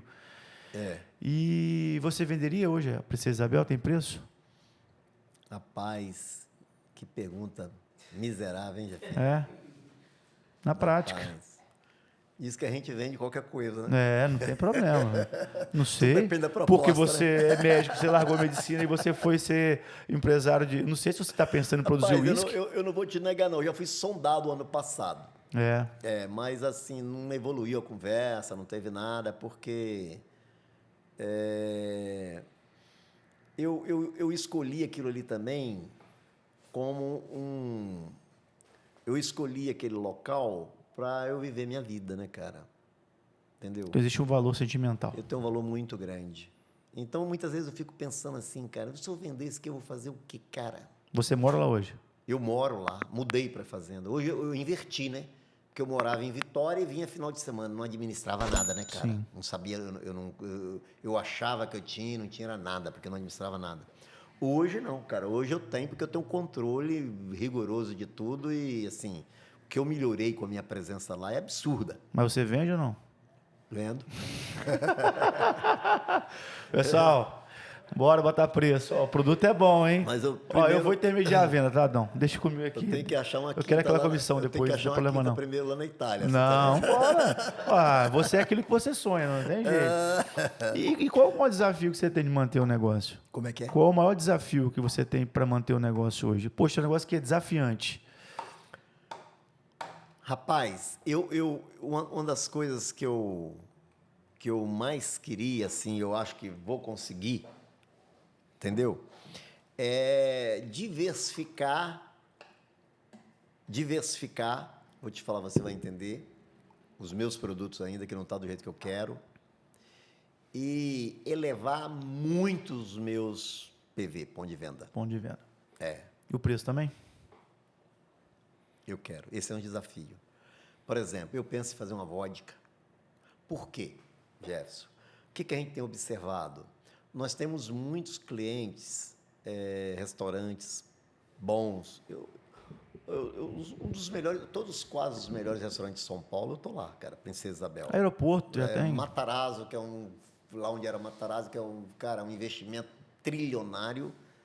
Os caras fizeram opção por Princesa Isabel. Isso é um orgulho do caramba. É, você não. Tá entendendo, cara? Você chancelou no local de referência no Brasil. Eu nem imaginava. Os caras que ligaram procurando, nem tinha gente lá oferecendo. Você tá entendendo?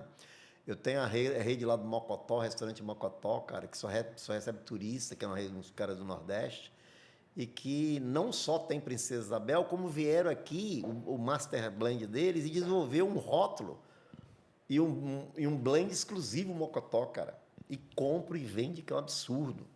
Você está entendendo? Tem restaurante em São Paulo chamado Jiquitaia, que a menina fez a mesma coisa. Entendeu? Veio aqui. Então, assim, mas eu preciso melhorar a PV. Eu preciso crescer. E você tem condições de crescer isso hoje? O que está sendo o fator limitante hoje para você crescer? Meu fator limitante é produção. Produção. Eu vou pisando, né, segurando. É por isso que eu estou investindo agora. Estou investindo agora em produção, aumentar minha produção. O que é aumentar a produção? Eu quero pular aí para uns 50 mil. Quase dobrar, 80%. Quase dobrar. E quanto tempo você consegue fazer isso na sua linha de pensamento? Quanto tempo para você conseguir mudar? 3 anos. 3 anos. 2, 3 anos. E eu quero diversificar. Vodka, você falou. Vodka. Por quê? quê? Porque o que a gente tem sentido, cara? Muitas vezes você perde um cliente. O cara fica com você porque você não quer perder o seu produto. Porque você não tem um portfólio completo que ele quer. Você está entendendo? O cara quer gin, ele quer rum, ele quer vodka, ele quer... Você está entendendo? Você tem que chegar com um pacote. E muitas vezes você não chega, você não tem... só estou com cachaça e gin. O cara... O que seria o ideal para mim? Se eu tivesse um rum forte, um rum, uma vodka, um gin, não precisa nem de uísque, e uma cachaça. Eu aumentaria demais meus pontos de vendas. Você está entendendo? Isso dá uma turbinada na área comercial que você não tem noção. Mas aí você tinha que, de repente, fazer o quê? Triplicar o tamanho da fábrica? Mas aí teria, exatamente. E se tivesse alguém que... Com a vodka, não, que os destiladores são o mesmo. Eu destilo, os destiladores são os mesmos, você está entendendo? Uhum. Mas, assim, eu vou fazer uma experiência com uísque agora. Isso aqui é agora, novinho, estou fazendo para você. Oh, coisa boa, agora, novidade com a gente. Nós vamos destilar uísque. Eu vou ver. Nós vamos ver, nós vamos sentir. Você está entendendo? Eu tenho um profissional, cara, ele é fantástico comigo no escritório lá de Vitória. Ele é um cara, é um pesquisador de uísque, acredito. O cara só trabalha com uísque. E nós vamos fazer uma experiênciazinha para ver. Nada comercial ainda não. Nós vamos ver. Um negócio de 2.000 litros para ver, estudar. E se tivesse pessoas interessadas... Crescendo e aprender esse negócio. Hoje, se tivesse alguém interessado em ser um investidor, para ser investidor, a Princesa Isabel estaria preparada para receber investidores? Não. Não. Não estou ainda não. Hoje não. Hoje não. E eu também, cara, eu acho que tem que ser uma marca bem familiar mesmo. Você está entendendo? Entendi. E eu acho que a gente tem perna para continuar fazendo os investimentos que precisa. Sem depender de investimentos Sem externos. depender de investimento. É bom saber porque... Crescer num crescimento pensado, equilibrado, né? Num time certinho, para não fazer besteira, correto?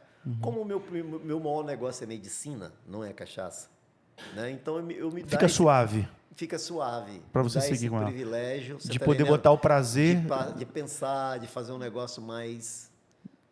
Mas hoje ela gera um número positivo. Muito. A conta fecha O caixa é positivamente. muito bom, não posso reclamar. Entendi. Ah, E tá depois, já que Princesa Isabel é a melhor cachaça, depois dela, qual é a segunda melhor? Ah, tem muitas cachaças boas no Brasil. Tô brincando. Não, mas tem muitas cachaças boas. É. Ó, em São Paulo, eu não tenho problema não, que eu tomo cachaça de todo mundo. Sim. E, rapaz, você sabe que todo mundo manda pra mim? Imagino. Interessante, cara. É De porque vez você é em um cara quando tô despachado. recebendo, o cara me liga. Doutor Adão, tô mandando a cachaça. Manda. Eu já tô com estoque lá que você não imagina. Foi um museu. Mas depois da sua, qual Eu que você... gosto muito de uma cachaça lá de Alagoas, cara, chamado Caraçuípe. Caraçuípe. Adoro essa cachaça. Gosto de uma cachaça de Salinas, chamado Canarinha. Canarinha. Gosto dela. Gosto de uma cachaça de São Paulo chamada Sebastiana. Gosto muito dessa cachaça. Cachaça que me tamanho na linha. Gosto de uma cachaça de Paraty chamada Coqueiro. Agora, e tem várias cachaças boas Mas no foi bom, Brasil. as quatro que você já citou. Não, já tem dá pra... várias cachaças, muita cachaça. No sul do Brasil tem uma cachaça chamada... Ai, minha Nossa Senhora, esqueci o nome. Tem uma cachaça maravilhosa. Para mim, a melhor cachaça do Brasil é lá. É de Santa Catarina. Eu vou lembrar o nome dela e te falar. Para mim, é a melhor cachaça que tem dela. Tem uma cachaça no Paraná chamada Companheira, muito boa. Tem uma cachaça lá no Rio Grande do Sul, cara. Weberhauser. Boa cachaça. Entendeu? Tem muitas cachaças boas no Brasil. Mas tudo isso aí, Jefinho, que eu te falei nesses 30 anos, nesses 20 anos aí, cara, a melhoria foi muito grande. Nossa Senhora. Que bom, que bom. Como que melhorou o Brasil com o seu destilado, você está entendendo? Ah, excelente. E me fala, qual a diferença entre aguardente, pinga e cachaça?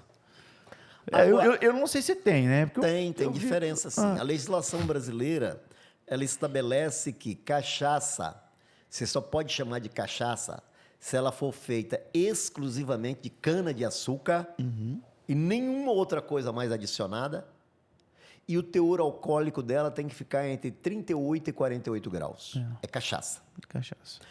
Acima de 48 graus, também feito de cana-de-açúcar, aguardente de cana. Entendeu agora? Entendi. Acima de 48, também feito de cana-de-açúcar, aguardente de cana. Ela não quer dizer que ela seja pior, não. É só o teor alcoólico que muda. Teor alcoólico maior. Normalmente, as aguardentes no Brasil são produzidas pelas grandes indústrias. Pitu, El Barreiro, 51, tem muita aguardente. É que mais vende é 51, né, no Brasil, né? 51 é a maior indústria de bebida do mundo. Do mundo. 250 milhões de litros por ano. Nenhuma outra fábrica no planeta produz igual a 51. A Ipioca foi a primeira, né? A Ipioca. Não, a Ipioca é bem menor. Não, ela foi a primeira, acho que a primeira cachaça no Brasil. Não sei. Não, acho que, Não se eu não me engano, foi isso aí. Mas, não sei. Mas a 51... Mas a 51 é a maior indústria de bebida do mundo, é a 51. Para você ter ideia, o Brasil produz em torno... O pessoal chuta 1 bilhão e pouco. Eu acho que o Brasil produz 800 milhões. Você está vendo? Pelo que eu já vi. De litros. De litros por ano. Tá certo? Nós exportamos 15 milhões de litros. Não exportamos nada. O Brasil não exporta cachaça. Bebe tudo.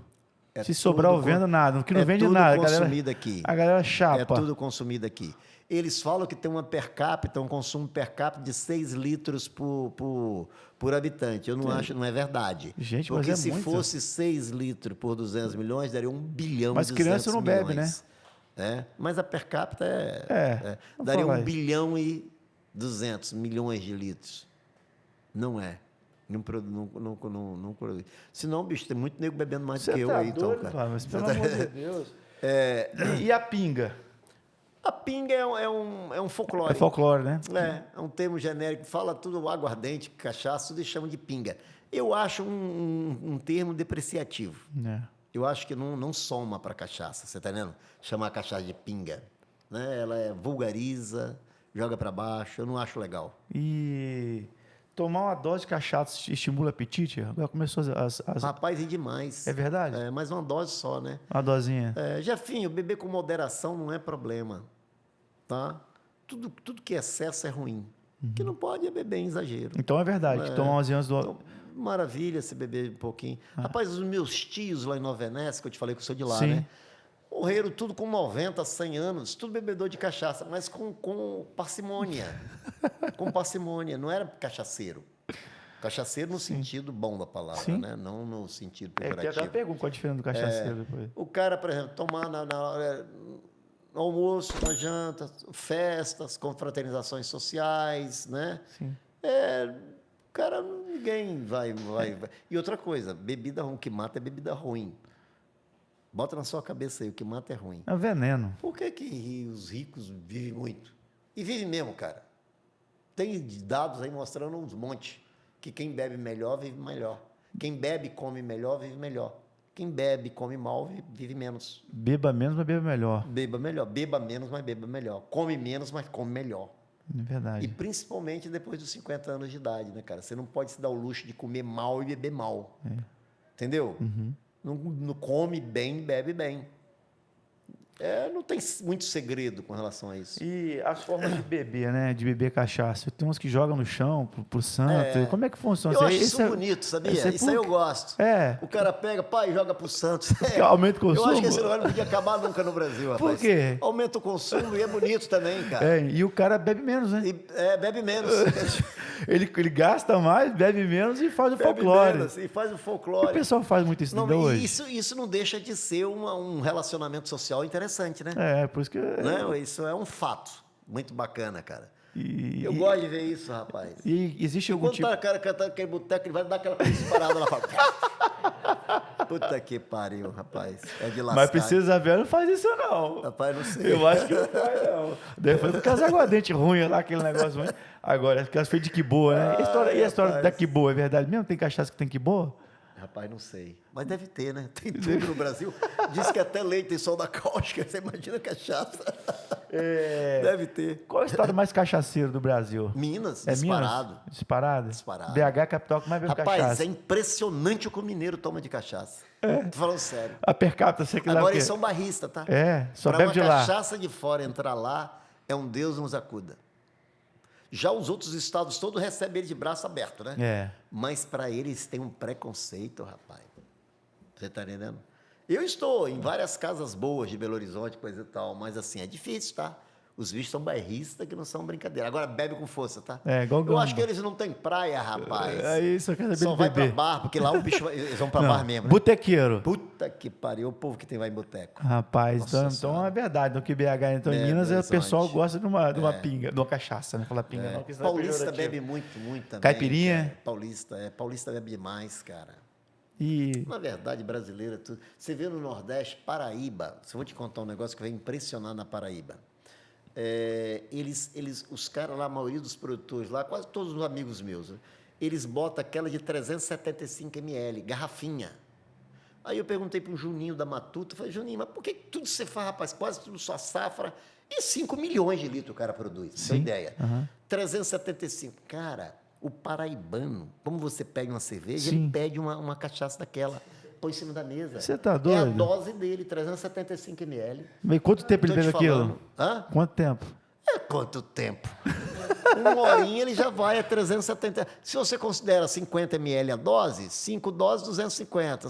O cara tá tomando 7 doses. Caraca. Toma 7 doses de cachaça. Aí, cara, o cara já faz lá tudo em 375 ml, porque o cara compra como se Mas fosse a dose. só lá que você viu isso? Eu só vi lá. Eu pensei em fazer 375 Nossa, ml. Que eu eu falei, já não estou vai. pensando no negócio, Essa cultura não tem aqui, não, Não rapaz. tem como espalhar isso no Brasil, não? É uma boa estratégia Mas comercial. interessante, se você vai no bar na mesa, os caras põem a garrafinha em 375 ml. Vamos mais para uma... Que sempre tem as Outra perguntas... coisa, o paraibano bebe, tá? É, Puta que merda. Paraibano. Nordestino, de modo geral, né? gosta de uma Gosta cachaça. Gosta de cachaça. Mas muito cachaça industrial também, né? Um volume muito grande, né? É do custo também, né? Não tem custo. jeito não, né? Tem jeito Você não. chega um cara com 1 litro de uma cachaça industrial a R$5, cara. Aí não- R$7. Não tem jeito. Não tem condição. Você está incentivando até o alcoolismo. Não tem jeito. Você está incentivando o alcoolismo. Não, Pô. o cara chega a R$7 lá na ponta. Ah, não dá. Não tem jeito. E vamos para a área da medicina aqui. Misturar cachaça, mel, alho, limão. É bom para gripe mesmo? Lógico que é, cara. Rapaz, põe gengibre nisso aí, cara. Isso é coisa boa. É, dilata, aumenta a circulação. Dilata, aumenta a circulação, é excelente. Então, você recomenda, então? Expulsa qualquer vírus do organismo. Mas você sabe que é um folclore bom? Rapaz, existe uma dominância popular, né, em relação a isso, e que é verdade, cara. Não é à toa, você acha... Isso passa de DNA para DNA, você imagina, milhares de gerações aí. E tá tomando... E melhora a autoestima do cara, porque o cara tá achando que tá tomando remédio, né? E o cara enfrenta melhor É o placebão do bom, né? diversidade ali da doença e senta o pau e vai para frente. Aí o cara melhora a autoestima. Tudo com cuidado, é que nós estamos falando aqui, né? Nós estamos num programa que a gente tem que sempre enfatizar isso. Claro. Né? Tudo com limite, né? Tudo com cuidado, né? Tudo com dosado, né? Não, Nada sim. em excesso. Isso é sempre bom estar chamando a atenção, né? Ah, tá. E é como a cerveja artesanal, você falou que a artesanal tem um nome pejorativo, né? Aí nós temos hoje, né, eu gravei um podcast até com o pessoal da cervejaria, uns amigos meus, o Bruninha e o Robinho, e a cerveja artesanal é uma cerveja que tem crescido no Brasil de modo geral. Existe possibilidade de produzir cachaça em casa ou não? Sim. Conheço muita gente com um alambiquinho de 20 litros e produz. Só que ele vai ter que comprar garapa, né? Porque onde vai arrumar matéria-prima, né? Sim. Ele tem que fermentar, arrumar um lugar para fermentar.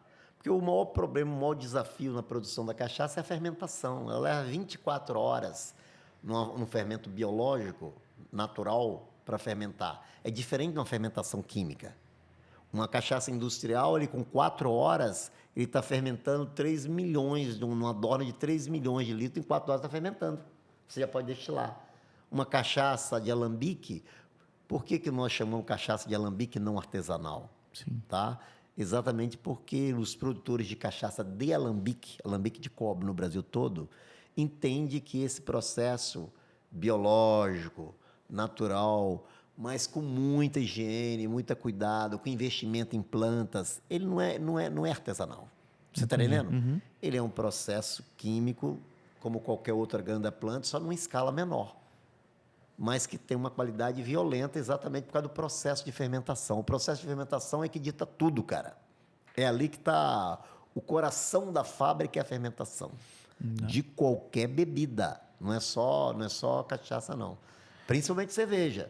Tá? Agora, você falou uma coisa e eu concordo. A cerveja, esse nome, esse termo artesanal, ela pegou bem para a cerveja. Pegou bem. Você vê que a maioria das cervejas se chamam, né? E é- fazem questão de ser cerveja artesanal e ficou E é artesanal. interessante- E artesanal virou sinônimo de qualidade em cerveja. Que eu posso falar para mim não, por uma gama de amigos que eu tenho, de pessoas que consomem cerveja artesanal, é como a sua cachaça, não te dá uma ressaca no outro dia. É. E a gente tomou muito milho. Nós tomamos muita cerveja ruim no passado. E hoje a gente percebe que a cerveja também tem evoluído. Então, eu acredito que realmente o nome artesanal para cerveja surtiu bem. Eu acho que ficou bem. E foi muito positivo. Calhou bem na cerveja. Né? E pegou. Não, Você vê que no já Brasil não volta todo, mais. já não volta. Você pode No perceber Brasil que as todo é gigantes artesanal. começaram, né, as empresas que detêm a maior fatia do mercado aí, começaram a ter o olhar para comprar as Tem boas uma cervejarias. Né? simbiose aí, cara, muito legal de cerveja artesanal e cachaça de alambique. Não sei se você sabe. Não. É um ajudando o outro, isso é muito bom. Você tá entendendo? Eu participo de muitos eventos no Brasil com cerveja artesanal. Sim. Entendeu?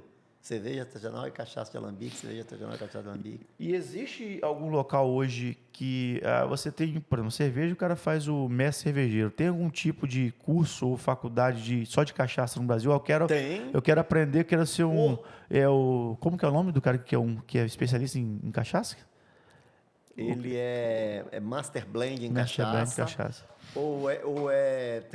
Tem um termo até já aceito oficialmente no Brasil, vou lembrar, de cachaça. Tem várias faculdades que dão treinamento, curso por exemplo, mestre alambiqueiro, então tem vários. Eu vi que tem o mestre alambiqueiro. Mestre alambiqueiro. Tem a Universidade de Lavras tem um instituto em Minas. Mas você tem que ser formado em química, alguma coisa assim, ou você faz só... Mestre alambiqueiro, só... não, segundo grau e sommelier de cachaça. Como teu sommelier de vinho, agora é oficial. Sommelier de cachaça. Você viu, agora já virou profissão. Reconhecido profissionalmente no Brasil. Você não vai lá dar aula, não? A sommelier... Não, Por quê? Vou não. Vai lá dar aula, pô. Você é professor, pô. Tem muito professor bom, deixa não, eles. Mas você, na prática, igual você, não sei não, não. Deixa eles, Jefinho. Deixa eles, cara. Tá bom. E eu queria que você me falasse um pouquinho das suas cachaças e o seu gin. Pouco, o que marca as cachaças? O que diferencia pra gente que for, essa é melhor misturar com uma caipirinha? Fala um pouquinho pra gente, até pra poder divulgar. Pode pegar na frente. Na verdade, a ordem é assim. Deixa eu falar lá. Isso. A ordem é assim, ó. Aqui. Você produz, quando eu produzo, eu estou produzindo uma cachaça branca, que é essa aqui. Essa cachaça, ela vai, vamos dizer, eu produzi agora, esse ano, ela vai ter que ficar no mínimo 1 ano em inox. Essa aqui. Essa daí. Então, depois de 1 ano em inox, ela está apta a ser envasada. Tá? Então, só que, por exemplo, se eu tenho lotes de 3, 4 anos atrás, ela está 3, 4 anos em inox. Agora, ficou no mínimo 1 ano em inox. Ela migra para as dornas de Jequitibá Rosa. Então, vai ficar no mínimo 1 ano aqui em Jequitibá Rosa. Entendeu? Então, essa daqui da Jequitibá, ela ficou 1 ano aqui e 1 ano aqui. Então, ela tem 2 anos. Só acerta o microfone. Ela tem 2 anos. 2 anos. Correto? Mas o que diferencia no paladar? A inox, você vai sentir mais o gosto da cachaça da cana mesmo, tá? Ela arde mais? Não. Não arderia mais, não? Porque a cachaça, ela não pode fazer isso. Não é, mas... ela tem que estar uma acidez controlada. Qual a acidez ideal de uma cachaça? Ela tem que estar aí entre 35 e 45, tá? A legislação brasileira reconhece até 150. Nossa! Então, ela estando entre 35 e 45, é uma cachaça de uma acidez médio-baixa, entendeu? Que ela não vai te trazer aquela picância, aquele negócio que, né? É isso que eu falei, o arder, travar, né? Não vai. E outra coisa também, as pessoas não sabem tomar cachaça, né? Como que bebe? Normalmente o cara bebe, fecha assim, né? Porque acha que está tomando um produto ruim e fecha o nariz e engole de qualquer jeito. Tem que deixar embaixo da língua. A cachaça você tem que botar em pequenas doses, no máximo 7 ml, 10 ml, no máximo, o ideal é 7 ml. Botar na ponta da língua primeiro, deixar as papilas gustativas todas abrirem devagarzinho. Depois da 3ª dose, você pode se aventurar em botar doses maiores, mas sempre em pequenas doses, para você sentir toda essa riqueza de aromas e de sabores que tem, você está entendendo? Então, por exemplo, você pega uma Jequitibá Rosa, você já pode sentir do Jequitibá Rosa uma complexidade de elementos que normalmente você não encontra ali só no inox. Você fala que está no aroma, você acha que está no cheiro dela. No cheiro, e chega a passar para o gosto também dela. Aqui você já vai ter uns graus de especiarias. Entendi. Coisa que ali você não tem. Você não tem, aqui está mais pura. Aí é mais pura. Então, para você fazer uma caipirinha melhor? Você tem que sentir a cana. Para uma caipirinha melhor? Qualquer um é melhor. Qualquer uma serve. Você pode fazer caipirinha com carvalho, coquetelaria com qualquer cachaça. Você está entendendo? Aí depois que está aqui 2 anos que está aqui na Jequitibá, ela vem, por exemplo, para a Amburana. Então, para vir para as outras madeiras brasileiras, ela já passou 2 anos lá. Entendi. Aí ela vem para a Amburana, vai ficar mais 1 ano. Então, quando você está tomando a Amburana, você está tomando uma bebida de no mínimo 3 anos. Tá? A mesma coisa o carvalho, americano e francês. Quando você está tomando uma ouro nossa, que é carvalho americano e francês, ela é uma cachaça que passou 1 ano inox, 1 ano em Jequitibá e mais 1 ano em carvalho. Barril de carvalho de 200 litros, tá? Por que tem que ser 200 litros? Porque quanto menor o barril, maior o contato da bebida com a madeira, maior o envelhecimento. A legislação brasileira, para você ter uma ideia, como que nós evoluímos nisso, ela hoje considera que se só pode falar que você tem uma cachaça envelhecida se você colocar em dornas de no máximo 700 litros. Acima de 700 litros você tem que colocar como só armazenada em tal. Você está entendendo? Entendi. Então, até 700 litros, a legislação fala o seguinte, você pode colocar no seu rótulo que você é envelhecida. Acima, você tem que colocar que é armazenada. É em função do contato. Aí tem estudos, cara. Tantas moléculas que batem com tantos centímetros. Você está entendendo? Que não é, né? Para poder saber que se dá um envelhecimento. Armazenado em barril de carvalho. É uma coisa. Armazenada é uma coisa. Envelhecida Envelhecido é outra. Envelhecida é em função... Interessante isso daí. Envelhecida. Barril de 200, até 700 litros e no mínimo 1 ano. Envelhecida. Tá? Armazenada, não. Você pode botar, não interessa. Com álcool não tem prazo, não tem nada, é armazenada. Como essa legislação brasileira, e aí nós falamos de Brasil, né? Isso aqui não é para amador, não é terra para amador. Não é para amador, não. Para você ter o rótulo de envelhecida, você depende de um técnico do Ministério da Agricultura e no seu alambique validar, selar, assinar, lacrar e depois voltar de tantos anos lá para depois tirar e você envasar, isso não acontece, você vai morrer e não vai vender 1 litro de cachaça? O que os alambiques do Brasil todo fizeram como uma forma de superar isso? Esquecer envelhecida e coloca tudo armazenada. Então, todas as cachaças você vai ver armazenada em tal, armazenada nisso. Muitas vezes você tem uma cachaça que está escrita armazenada, já é uma cachaça envelhecida. Mas para como você... Se você depender vai muito do caráter, né? Como você falou, né, Adão? Você se propõe a fazer... Eu prefiro colocar armazenada e entregar acima, uma coisa além, entendi, do que falar envelhecida e não ser. Você está entendendo? Não, tá claro. Então, eu prefiro... Esse, aliás, é um elemento de surpresa nosso. Nós sempre preferimos entregar surpreender acima. Mais do que oferecemos. Entendi. Sempre. Você entendeu? Ofertar mais do que... Entregar mais do que oferecemos. Aí vai para o gin já você falou que é feito... Aí a jaqueira normal, é a mesma coisa, não muda. É 2 anos lá e 1 ano em jaqueira. E depois vem para o gin. Faltam outras bebidas aqui, outros rótulos, que hoje nós temos 8 rótulos. Mas não é muito variado. Esse é o padrão mesmo. Padrão bom. Existe uma ordem para beber? Vou dar um exemplo. Quero tomar vinho. Começa suave, demi-seco e vou pro seco. Existe? Mesma coisa. Branca, você vai dar branca para mais madeirada. O que vai mudar aqui é o fator alcoólico. Eu estou vendo uma é 42, por exemplo. Essa amburana aqui 45. Ela é 45, ela é mais forte. É a bebida mais forte que tem, a amburana. Mas 40, tem uma razão 42. De ser. Por quê? Porque a amburana é uma madeira que bota muito açúcar na bebida, muito doce. Entendi. Então você tem que aumentar o teor alcoólico dela. Você está entendendo? Você toma a amburana, nem sente que está com 45. Não sente. Ela engana. Ela engana. Ela engana. E o que eu mais gosto é a amburana. Ela engana. Qual que você mais gosta? Eu gosto, rapaz, difícil. Hein? Não, mas você tem que ter... Eu gosto muito de cachaça branca. Ah, entendi. E gosto também da ouro. Eu gosto muito da ouro. Mas eu gosto muito de cachaça branca. Eu gostei mais da amburana do que a ouro. Eu achei que eu gostei muito mais. Cachaça branca, ela é boa, que ela não enjoa, né? Você vai tomando, enjoa, e é bem... Você faz o que você quiser. Só que eu tomo pouco, tá, Adão? Tinha que tomar mais para poder ajudar, né? Sacanagem. Toma pouco mesmo, cara. Adão, toma pouco é melhor. Não, é melhor. E como que a gente faz? Chegando aqui no nosso... Tem alguma coisa... Aliás, tem uma perguntinha que eu não posso deixar de fazer porque ela é rotineira. O que te inspira a continuar produzindo cachaça?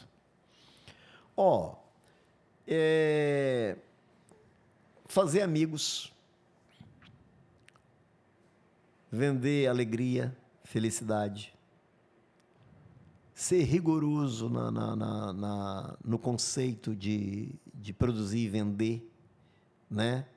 Não vender ilusão e nem estimular o consumo irresponsável da bebida. A gente fala que beber tem que ser de forma inteligente. Sim. Correto? Uhum. O desafio, cara, de você produzir, fazer um produto novo, que você não imagina, aí sai um produto novo que é maravilhoso. Eu acabei de lançar agora mesmo, recentemente, um produto chamado Soleira Brasileira, no mesmo modelo de produção do rum espanhol, como a Espanha produz, só deu 700 garrafas. Ela foi vendida em 48 horas. E não é barato, né, cara? Ela foi lançada a 375, depois passou a R$450. E se eu tivesse 2.000, teria vendido. Foi aquela rechuchudazinha? Aquela rechuchuda, coisa e tal. Que parece um diamantezinho. Ela tem Aquilo é bacana, sabe por quê? Você leva anos, cara, produzindo, coisando, vê, testa, cheira, não tá legal, deixa. Você tá entendendo? Uhum. Você vai, é uma criança. Aí você lança um produto daquele, cara, e você vê a aceitação, uma coisa de doido, você tá entendendo? Agora nós vamos lançar outra, mas completa, não tem nada a ver com soleira. É uma outra madeira que nós estamos lançando em fevereiro. Muito interessante também, com outro design, um design extremamente arrojado, com uma coisa linda. Vai ser o produto mais bonito que a Princesa Isabel vai lançar, nós vamos lançar em fevereiro. Uma coisa assim, rapaz, de impressionar a felicidade que Me chama que eu vou lá no o lançamento. design. Não, nós vamos fazer. Eu tenho que tomar vergonha na cara, tenho que ir lá conhecer, porque eu não fui lá ainda, tá? Eu tenho que ir lá e eu vou fazer isso, tá? Eu lá assumi o compromisso com você, eu vou lá. Inclusive, eu tinha pensado até ir antes, mas enfim. Avisa lá pra gente comer uma galinha caipira, pô. Matar uma galinha caipira. Vai ser o maior prazer nosso fazer lá uma filmagem lá, André e Alex. Olha, bacana. E isso te inspira. Eu acredito que isso, a gente precisa ter um pontinho lá na frente para nossa vida, né? Tem que esses desafios que te dá essa vontade de viver, de fazer. Então, quando o cara perde isso, eu acho que ele até desmotiva, né? A seguir na vida, né? É verdade. Eu ainda estou muito vinculado à medicina ainda, entendeu? Não como produzir, não trabalhando como médico, né? Uhum. Mas, assim, como responsabilidade por ter, né? Tem um hospital em Vitória, então eu tenho... Isso também é uma... Por exemplo, amanhã eu tenho que ir porque eu tenho compromisso. Sim. Isso é bom também, eu gosto disso. Diversifica. Diversifica, eu gosto, cara. Entendeu? É uma coisa que me dá muito prazer, leitura. Eu leio muito. Eu sou daqueles ainda que acordo 4 da manhã para ler. Sim. E faço isso, cara, com regularidade. Fui um vagabundo, cara, que eu estava numa aula de piano, larguei piano, mas eu quero voltar ainda com 65 anos a tocar piano. É o meu sonho. Esse é o maior sonho de consumo meu, cara. Eu tenho uma inveja de músico que você não imagina, cara. Eu acho um pianista, então, cara, que arte fantástica, né? Coisa linda. É uma coisa que eu quero fazer. Você está entendendo? Uhum. E ler, bicho. Por exemplo, uma coisa que me alimenta e me deixa muito feliz. Por exemplo, eu estava me sentindo desatualizado em medicina sem estar exercendo. Eu fui agora, comprei o tratado mais recente do Harrison, que é de medicina interna, correto? Que tem toda a medicina interna. E estou recapitulando as patologias todas. Mas... Isso me dá uma energia que você não tem noção. Isso é um tapa na cara da gente. Isso me dá uma energia do cão. E um dos projetos meus agora, Jefinho, é construir um consultório na fazenda.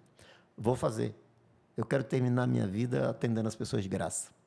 Que legal, para dar um atendimento, fazendo clínica médica. Eu tenho uma puta formação médica, eu não posso jogar isso fora, você está entendendo, cara?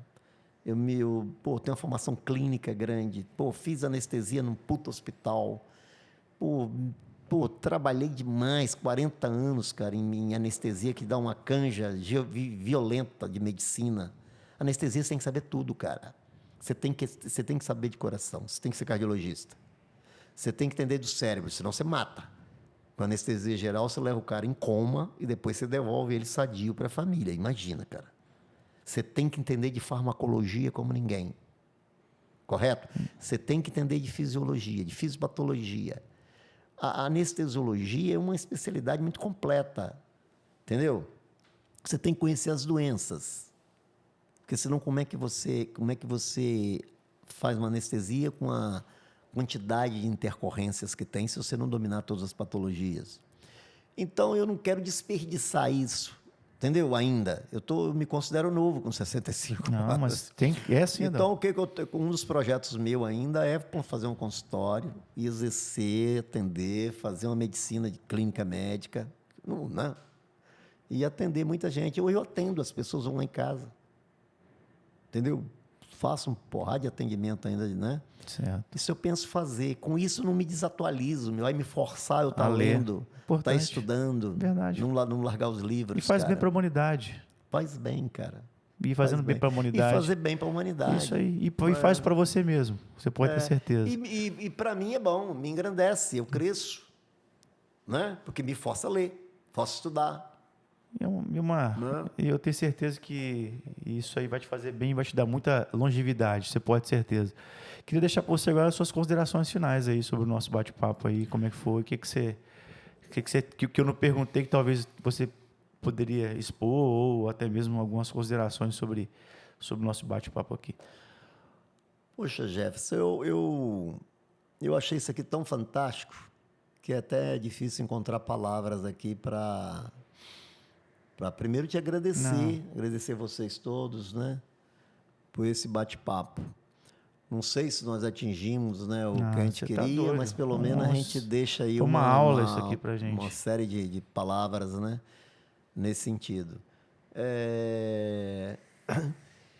Também, cara, eu sou uma pessoa feliz por estar aqui nessa cidade, né, por estar em Linhares. Deu uma sorte muito grande na vida de ter adquirido coisa aqui e investido aqui. Gosto muito, tenho muitos amigos, acabei fazendo muitos amigos aqui, tá? Acho que o município, aos poucos, não só pela sua vocação econômica, mas ele vai encontrar também o seu destino com algumas coisas que toda a sociedade precisa, que é a aproximação de cultura, de artes. Eu acho que isso vai acontecer aos poucos também com Linhares. É um sonho, eu acredito, gosto muito dessas ideias de negócio. Então, irmão, eu só tenho mesmo a agradecer, tá, a você, parabenizá-lo aqui por esse espaço aqui maravilhoso, que eu nem imaginava que tinha isso em Linhares, cara. Obrigado. Que bacana. Está tentando melhorar. Né? É.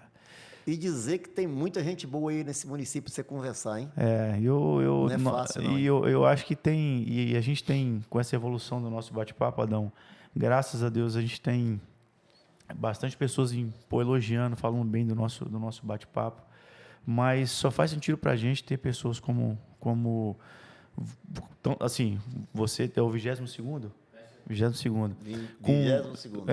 22. Olha aí, 22. 22.